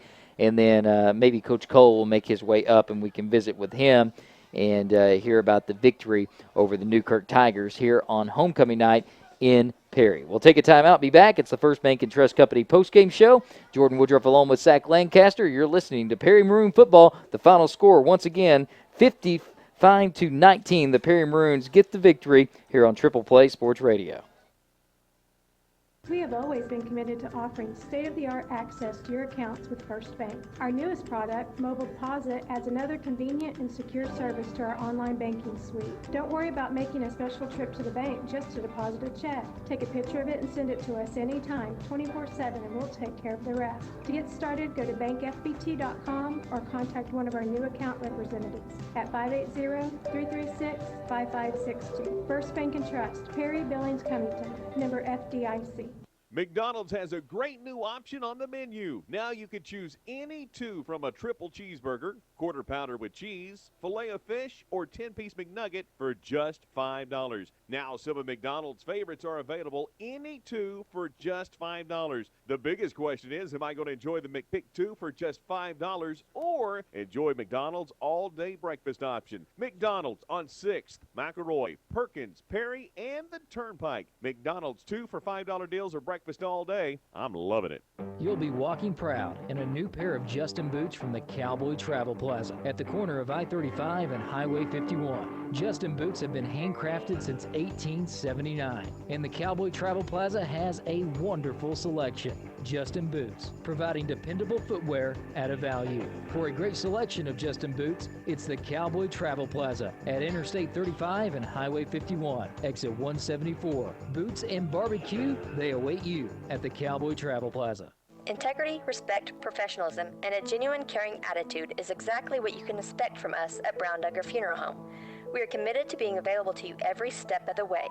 We know that losing a loved one is never easy, but it's our privilege. We'll throw you on here for a minute. I know you're having to shake a lot of hands at homecoming night. And it's good. Homecoming, you get a win, and then you get to see a lot of people afterwards, so that's good, right? And my dad came up, so that's who I was talking to. That's good, man. That's good. All right, I want to start defensively. You and I talked beforehand that we thought there would be a great opportunity for your defense to get some interceptions. Well, I don't know if I've ever seen a defense get 7 interceptions in one half. Yeah, it was, and that was. I mean, that's testament to those guys. Following their rules for the week and the game plan. And Perry stepped up, made a big one to start off with. Santoy made a big one on the sideline. Jansen, making his 2 interceptions. Sam Chambers, how about him? 2 interceptions on the year. He had the old basketball play in him. He got a little tip and brought it in, and it was awesome. I mean, those guys did a good job, and the big part was just doing exactly what they're told to do. I mean, they played it like they're supposed to play it. They were right where they needed to be, and it was awesome. Yeah, we gave our Brown Duggar Funeral Home Player of the Game to the whole defense because we thought the whole defense did a great job. Now, offensively in the second quarter, let's get to that. You go into the halftime locker room. I could tell you were upset based on what was happening. You were upset throughout that second quarter. It's nice to go in and maybe give the kids a little constructive criticism when you have a lead rather than a deficit. I'm sure, and it looked like in the second half you come out and you made some adjustments. You had plenty to talk about, plenty to work on going forward. Right, we did, and it was just little things, up front, getting mixed up on some things, and it was, the way I kind of like to do things. I come in and I get fired up. I go sit in the office for a second, and then I come out and say, "Okay, guys, here's what we're going to do." So just kind of ended on a positive note. But all it was just settling down. They started moving and flopping guys around and bringing different pressures, and our kids were making different calls than they don't even supposed to make, and stuff. And so it was just getting mixed up. I was getting frustrated. Dawson was frustrated. The O-line was frustrated. Everybody was just getting frustrated, and we just needed to settle down. Poor Dawson. It's hard to play quarterback when you're on your back. And Zach called it a bum rush, and I said that's appropriate because Dawson has been on his bum the whole second quarter. He was, and it was. I mean, it's and the good thing is I don't take it when these guys are arguing about stuff. They're arguing about who's supposed to have who, but they're not.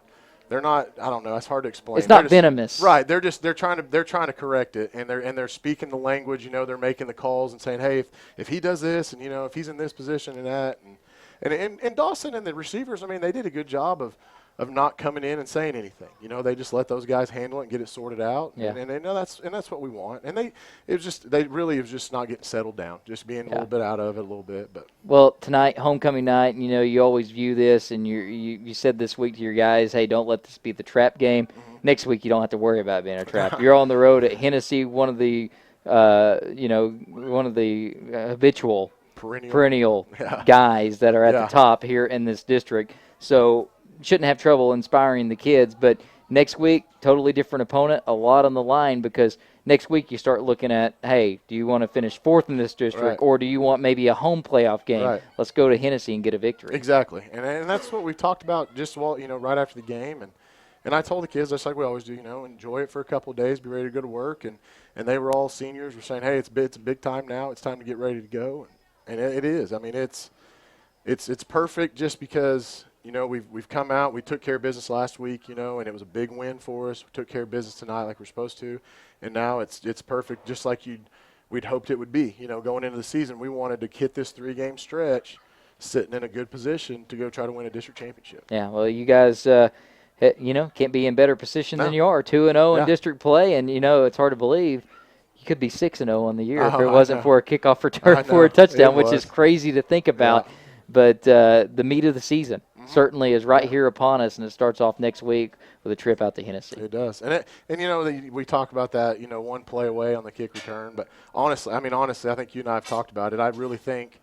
It sounds weird, but I think losing that game really benefited us. I mean, it helped our kids understand what it takes to finish a game, and what and it's not over until that last buzzer, and they've shown that in where the next 5 games we've played, they've done that 4 or 5 times. How'd it feel to actually have a game where you didn't trail at some point? I think it's the first game you didn't trail. I know, from the get-go. It popped into my head as soon as we threw that touchdown pass. I was like, I don't know if this is a good thing or a bad thing. We're used to being behind apparently, but we came out, and it was a mismatch, with Drake over there, and so we just threw it up to him. He made a play and got us rolling. Yep. So. Well, Coach, congratulations, and we'll talk to you next week. And like I said, it's time to get the big boy pants on because Hennessy, and there's no doubt what they're going to bring to the table. It's going to be a dogfight. I mean, if we're not ready to play, it's going to be rough. Yep. So we got to be ready to go Monday, ready to rock. All right, congratulations once again. That's Coach Travis Cole, and that's going to do it for the First Bank and Trust Company post-game show.